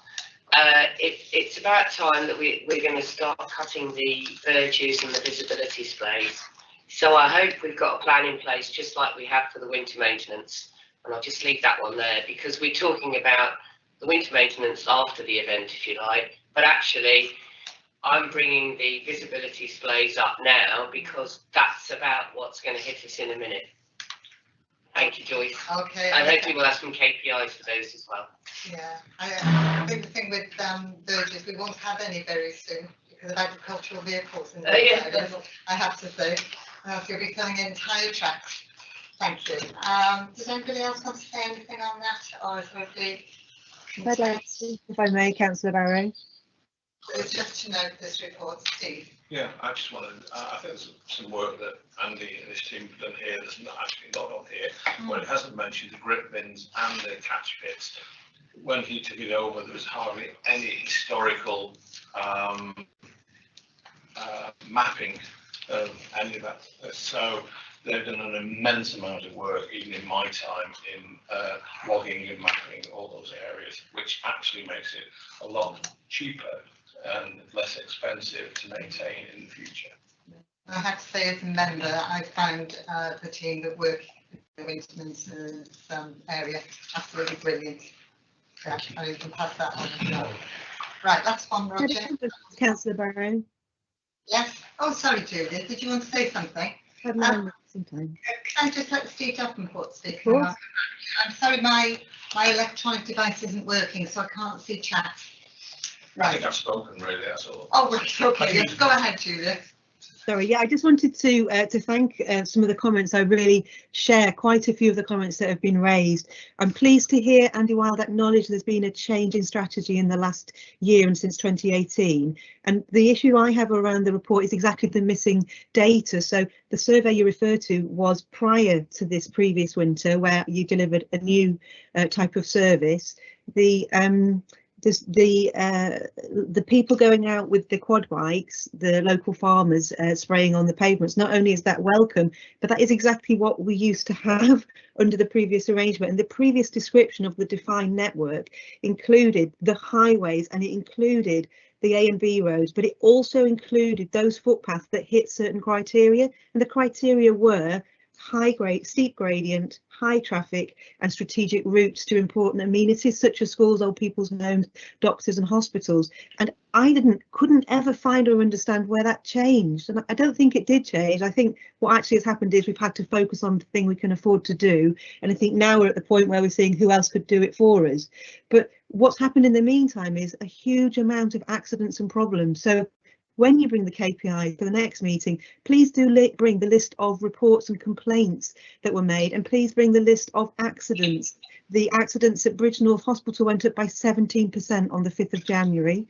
And I did write to Andy Wild on the 28th of January, asking him to visit Bridgnorth with a list of 11 places where we needed grip bins, and I never had a reply. So these issues, we were experiencing them this winter, and I'm really pleased to hear now some practical things coming out of the end, a little bit late, but that data, those numbers and figures, they need to be in the report from this winter, not from 3 winters ago when a survey was conducted when you were gritting pavements. The survey and the data needs to reflect the revised service that you delivered this winter, which unfortunately led to lots of complaints and accidents, certainly in the Bridgnorth area. And I think I was fairly vocal at the time about that. And by looking at the data, you can see whether Bridgnorth is an exception because we're a very steep hill town, or whether that is in fact mirrored across the county. And it's important for us to understand the data, isn't it? So thanks for today. I think it's also important to understand what we do grit and don't grit, because we can't grit absolutely everywhere and there are always going to be accidents. Andy, if you'd like to respond. Please, thank you, Chair. So just to sort of come back on a couple of quick points there. So Councillor Buckley is correct that we do grit other routes and we do grit footpaths, but as is stipulated in the policy, which hasn't changed since 2018, those are triggered by prolonged sub-zero temperatures. Those temperatures did not come into being, which is why those routes were not treated. So, you know, what we are describing here is a way that we think we can supplement the service and do more, but the policy hasn't changed, just to be clear on that point. Okay, thank you very much, Andy. Do you want to come back, Julia, or are you happy with your answer? Are you happy with your answer? Yeah, okay, that's great. Okay, on that note, I think we'll close that one up. It's been, oh, sorry, Roger, got me. Okay. Thanks, Chairman. I was going to pick up some of the same point as Julie's just made, but however, the other point was Fix My Street. I see in the minutes of the last meeting, it says there, and it's a quote from these minutes, it was disappointing that Fix My Street would not be fully implemented until April 2022. Has it now been fully implemented, or will it be in the next week? Andy? I think we are still in the test phase. I honestly don't know the answer. No. So If you could find out perhaps and just happy to. email Daniel or Sarah and they can pass that information on to us, that would be great. Okay, I think we'll round that one up then. Very interesting, and I think you know what the committee are looking for now. Thank you very much. Okay. Oh, actually, Dean, did you want to say anything? Dean, did you want to say anything? Thank you, Chair. Just a couple of things really. Andy and the team have done an absolutely fantastic job over the course of the winter, and as you said earlier, Chair, the teams that go out and respond to cold weather incidents, the Gritter teams, are doing a fantastic job. I think that what we see, to put what Andy said into layman's terms, what we've seen hasn't been a change in the level of service we provide. What we've seen this year is that, thankfully, actually, we've had a milder winter, so that hasn't triggered the more intensive interventions that we may have been used to seeing in recent years. And when it comes to Fix My Street, I think perhaps that could be a question better aimed at the IT and digital end of the council, because we're not the people testing and implementing that. We'll be the ones using and operating the system when it's fully up and running. Thank you, Dean. I think maybe the next meeting where we discuss this, we can invite someone from IT and get an update on where they're at with that. Absolutely, Chair, but if this is the right moment, actually, it might just be worth just to recap this discussion, just to make sure that Andy and I and other officers produce exactly what you want in time for further scrutiny of this. You've asked for some more data. It would be useful to understand what data it is that you want from this, what additional information that's missing in these tables do you want that we can provide for you? And what KPIs, what performance indicators would you like us to share with you? I've put that to you as a challenge now. You don't necessarily have to answer now, because I'm going to suggest that rather than... Roger's got the answer. Oh, sure. However, I'm sure Julie as well, I'm going to suggest that rather than bring this back to the next meeting, because Andy has two fairly weighty topics to deliver in time for the next meeting, and I would suggest this isn't as urgent an item as those. I would suggest you leave this until a little later, perhaps into the summer, but we can produce that information in the meantime. Yes, please. But do tell us what it is you want. Do you want to hear what it is now, or do you want them to email what it is they want? If you've got it now, and fine, but if you want to cogitate and think about it later, then do that too. But let's hear what you've got to say now, please. Roger, please hand up this then, Julian. Roger. Right, thank you, Chairman. On page 8, include grip bins. It says, once complete, this will enable smart date for when it's going to be completed, the percentage completed now, and when will it be? Next one, works with town and parish council, identify locations, how many, where we are. Is that county-wide, or is that going to north, south or middle? Slow down. Well, I can send it in an email, but it's there, I think, in the boxes. That's marvellous. Okay, if you do that, that'd be great. You can read it out, because then everybody will hear what you're asking for. But you can't type that first, so email. Do you want me to continue? Yes. Right. I think everybody. Does everybody want him to continue? No. How long is it? How long is it, Roger? Well, there's virtually every box that's there on page 9, 8 and 9. Okay. Really, it's the statistics, the data behind the comments that are there. Email it. Email it and we'll there's provide quite a it bit for now. you. Julian. Yeah, well, mine is to do with accident and incident data. I mean, they're both. I mean, I realise it may be difficult, but there's both. What the word is now, the stuff that we just hear about, anecdotal, and the actual statistics. Yeah, I think finding collision data and pedestrian collision data is quite easy. Actually, that's fairly fun. Slips, trips, falls, broken ankles, wrists, etc. I will ask for you, but my gut feeling is that data won't be readily available. But I'll certainly look for it. But in terms of collisions, that's dead easy. We can get that. Okay, thank you very much. Okay, everybody happy with that? Well, thank you very much, and thank you, Andy. I hope I would too tough on you. Okay, thank you very much. If we move on to item 8 now, finally, Gary. Road closures, temporary traffic restriction order charges. Thanks, Chair. This is an opportunity, a proposal, first recognised and put forward by commercial colleagues, and in essence is a proposal to consider introducing a reasonable stroke defendable fee for the authority to recoup money for the processing and administering of temporary traffic regulation orders that would allow events to take place on the highway. Historically, the council has always supported events in the county, and the process of assessing, advising and administering any temporary legal order to allow an event to take place has largely been accommodated as part of a wider ethos to promote events as beneficial to communities, raising town and county profile and increasing footfall, trade and tourism, etc. Events are varied in their scale and impact on the highway and can include regular market events, fairs, festivals, large annual shows such as Shrewsbury Flower Show, sporting events such as half marathons and cycle races. Event organisers are also varied and can include local community groups, town and parish councils, charities, not-for-profit organisations, as well as commercial organisations such as those who organise some sporting events and concerts. The pandemic obviously had an effect on the number of events being applied for over the last 2 years. We are now starting to see a bit of a resurgence. Approximately 40 events involving a TTRO are now planned from March to October so far this year.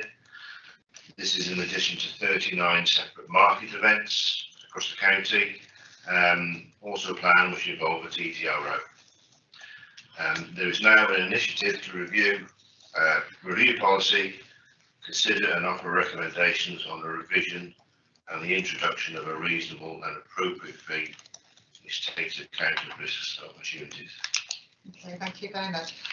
Before we start debating this, I'd just like to remind everybody what the recommendation is on this. It's for the committee to consider the proposal and offer recommendations on a revised draft policy and fee structure.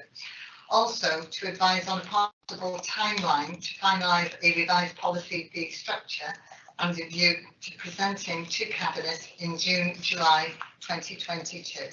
Okay. I can see a hand. Dan. Is there a way of quantifying what had something been in place, what it would have raised historically?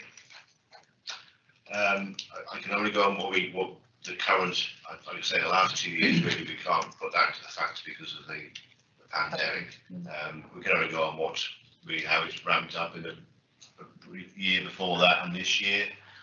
So currently, like I say, and again they're variable because they come on board. We get applications from all sorts. We have the regular events, regular annual events and the markets, but it's variable. But currently around 40 applications so far from January so far this year. Yeah, Dan. I just wonder, is there a number that an annual number that we could say that it would raise if we went ahead with it? And I guess what I'm trying to get to is whether or not it's worth the annoyance factor, I guess, of doing it in the first place.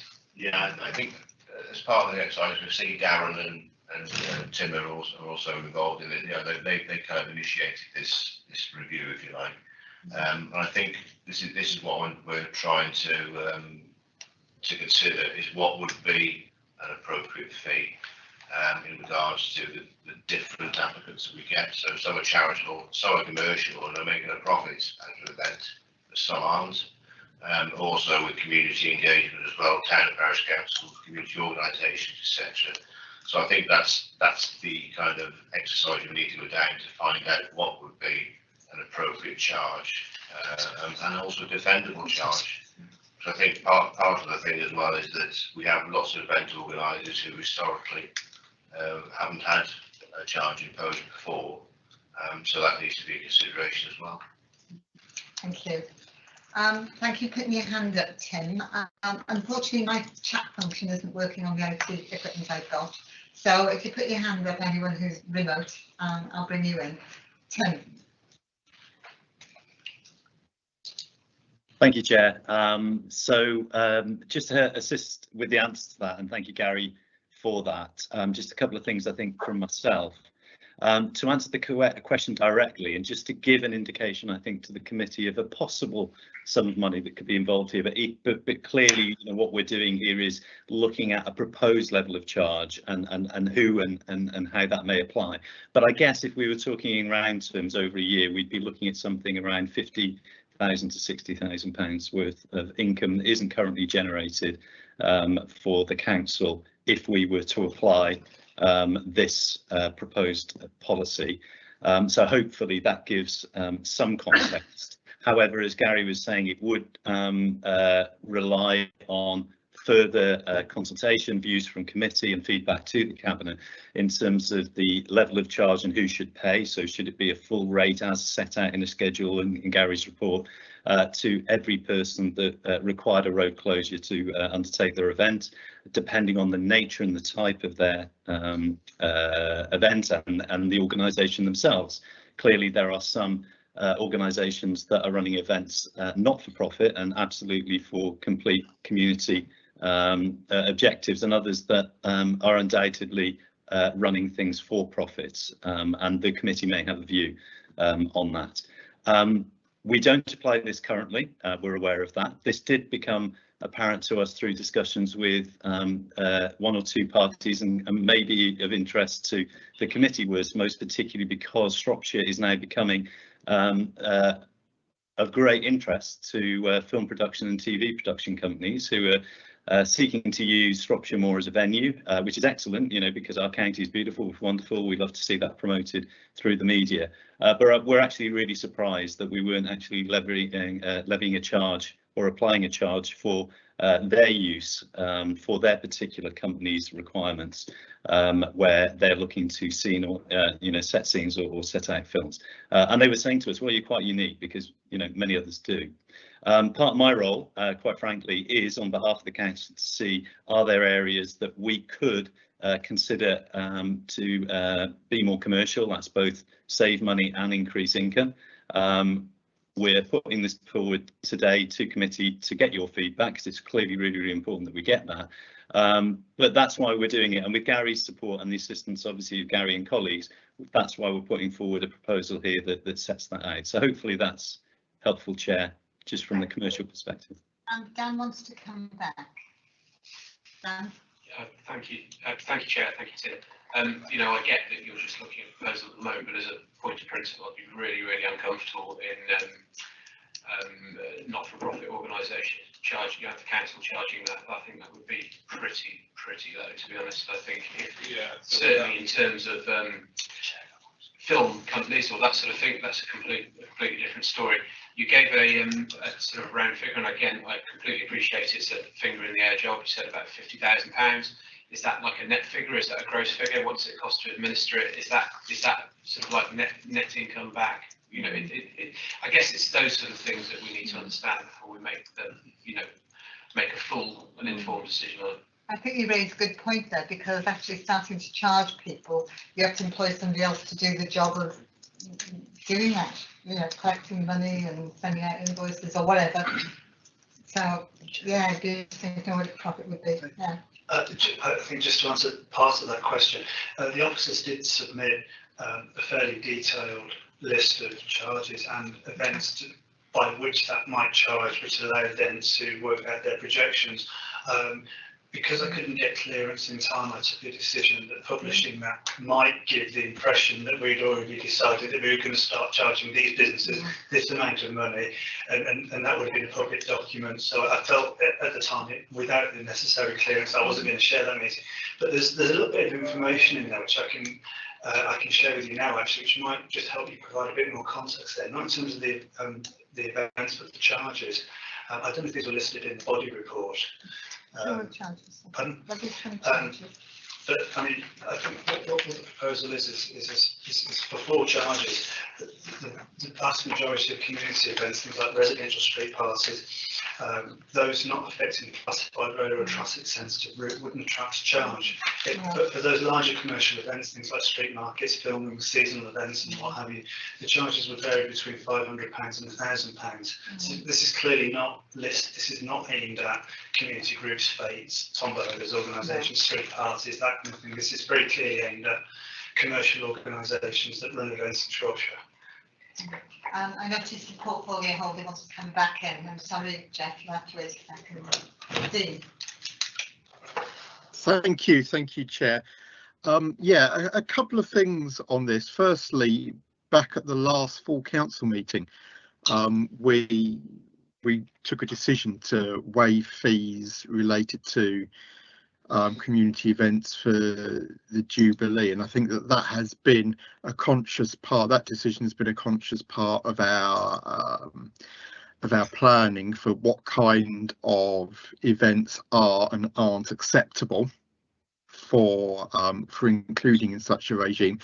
But more widely, the purpose of us coming here today to scrutiny ahead of progressing with outside consultations is that we want a steer from members as to where our red line should be, what is acceptable in members' views, what isn't acceptable to include in members' views. So what I would ask is rather than wait to see more detail, we want members' feedback from committee as to what those red lines are, so that we can continue to develop the policy ahead of bringing it back. I think everyone, Dean, is probably thinking exactly the same thing. If the business that's making a lot of money, yes, charge. Anybody else, no. Am I right or am I wrong?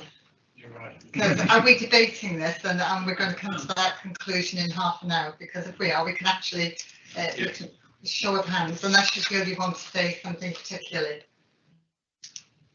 Yeah, right, okay, Julian, because you were waiting. Well, you have to wait. I was trying to cut it short, because I think we all think the same thing. Yeah, no, I'm absolutely in agreement on that. I'm just drilling down to the numbers. Are we talking about a charge which covers the costs, or are we talking about making money out of this? I mean, I assume that usually with fees we're only allowed to cover costs, so I'm just checking whether that is the situation we're talking about. Okay, thank you, Gary. Yeah, I think just to put that in context, the currently obviously we charge for utility companies close roads quite often, and we do charge for that for processing those legal orders there.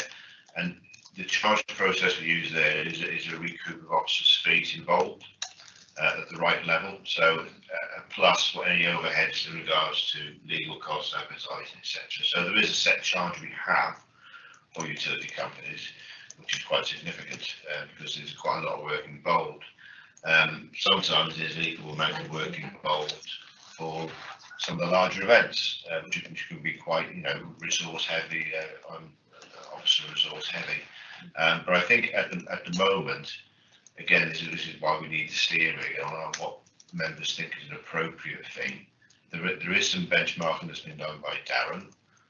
That could be possibly be done wider to see how other people, and there seems to be a wide variance of how other authorities get to their final charge and what factors are involved in that. So it's my opinion on this is that it shouldn't be obviously relate to the same charge as being charged as a utility company, and anything really that financially, I suppose, is a bonus comes in. Okay, thank you. Does that include litter picking, by the way, because they usually these road closures, because that's got a big cost that should be added on there, because it increases the frequency of road cleaning. Roger. And well, actually, I'm going to Jeff. He's given me one of those looks. If you've seen one of those looks, you have to. He did put his hand up ages ago. Go on. Well, most of my question has been answered. I was going to say about the Queen's Jubilee, but you've got all sorts of remembrance parades and anything like that would be a sin to judge for. And I do think you should draw the line anything like that. I don't have a problem with charging commercial people. But the thought is, because where's this money going to go? If the roadways and the highways are going to generate this money, is this money going to be ring fenced to be spent back in the highways, or is it just going to go into our bank account? It doesn't actually say that in the paper. It says it's going back into council funds, but it doesn't say it's going to be spent on roads and anything. I don't think you've thought that through, have you? Yeah. I'd like to support that we should do this on a commercial basis, and that's it. Oh, yeah, I agree with that. I think we all agree with that. Roger, you're the last word. It's just echoing on that. It's a not-for-profit organisation. I know some voluntary organisations organise street markets, for example. So the word market could be a bit difficult, but the not for profit. Yeah, I know in Elsa Street there's a German market, and there's someone out of county, I think, who used to arrange it. I don't know whether they do now. And they made quite a lot of money. Normally this would go to the cabinet member at that time to ask him his thoughts, and then the decision would be made. Okay, here's a question then. You're asking where you should set the fees. Hi Dean, are you waving at me again? Do you want to speak? Go on then. All I was going to say is I think we've taken on board loud and clear what committee have said about the difference between charging commercial organisations and community organisations. I think that is, it's a shame that it couldn't be included in the papers, but if you had been able to see the outline charges that we'd penciled in, I think you would see that our thoughts on that were pretty aligned with yours. I think there have been some grey areas. I think that you've possibly helped to clarify around things like community markets and uses that fall sort of between that commercial and community use. But I think you've been pretty equivocal on that. And I'm looking to Tim, I'm looking to Darren, I'm looking to Gary. I think we can, and to Andy actually, and I think we can all say that you've been pretty clear on that, and we will take that on board as part of the policy as we continue to develop it. Excellent, thank you very much, Dean. So we're all happy with that.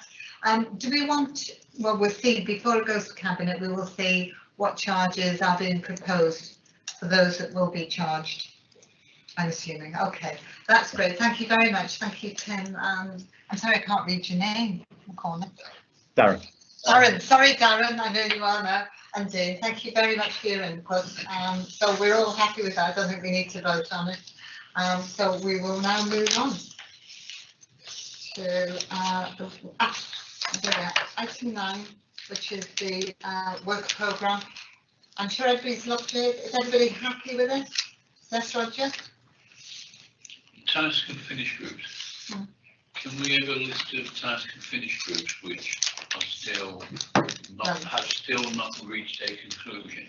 And I noted in the previous one there was a task and finish group looking at roadworks diversions.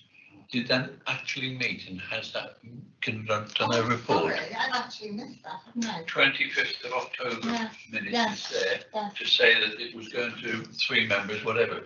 I can't find any report coming from it. I don't know if it's met or anything like this, but and there's also the 20, but also I'd like to put SIL on the forward programme. Okay. Yeah, I think, well, actually, I think communities is looking at SIL, isn't it? Scrutiny. I think Robert Macy Just to clarify that, Chair, yes, also, the proposed planning white paper seems to have been suspended. And of course, the government were proposing a review of SILS. We're all kind of waiting for what does that mean as well. So, you know, there's also. So maybe we ought to wait for that before we actually discuss it, Roger. I think that would be a sensible move. The other thing is 2020. Yes. I see there's been various reports over the years about that, and I'm not sure where we are. I think members say what they want, but I'm not sure whether that's can be carried out or is carried out. And there's also, of course, the 20 outside schools can be coupled with it. There is a task and finish group, I think, looking at it, but it would be good to me to have an update so that I'm getting pressure, same as maybe other councillors are as well. I think that's fair. Wow, I don't think. Pam. Thank you, Chair. 3.4 Clean Healthy Rivers. In January, we had a motion at full council with almost unprecedented complete universal approval for that. And the report asked whether we should have a task and finish, or the committee may alternatively decide to carry out work as part of its programme of work, and we need to discuss which would be the better way. The task and finish would involve members rather more, I guess. Well, it would do, and I have had a discussion with Daniel, and perhaps Mark can put us straight with this one. Can we actually make any difference as a council? Because waterways is not us. I know we're environment and etc. But by actually having a task and finish group, what can we achieve in the council as a task and finish group looking at that? That's my question.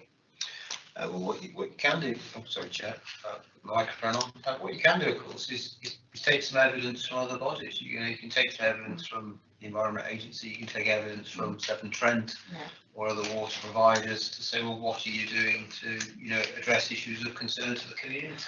Yeah. So we can't personally do it. No, we can't. We do have a role in terms of flooding, of course, and flood alleviation. We're called the local lead flood authority. We contribute in the sense of things like highway drainage, of course, is all part of that system. So you're within your rights to kind of just challenge some other people in our community to work out what are you doing? Well, invite them into a meeting. Yeah. Okay, Pam. Yeah, and Sarah, could you make sure that I'll make sure Dan is aware of it. If you could make sure he is as well. You have sort of touched on the subject, but did discuss it with him. The motion did actually refer to those very bodies. Yeah. About having the discussion. I mean, they are the Severn Trent are the offending bodies in this. Yeah. So we do need to speak to them. But this is a really big issue for the town. Okay then. Okay. Thank you. We'll have a discussion with Dan about it tomorrow and see where we can put this. Anything else? Everybody happy with that? Okay. In that case, we'll move on to item 10, which is the date and time of the next meeting. Thursday, the 20th of April at 3 o'clock. Thank you all very much. I just need to make sure that we're no longer live, so you can just bear with me a sec.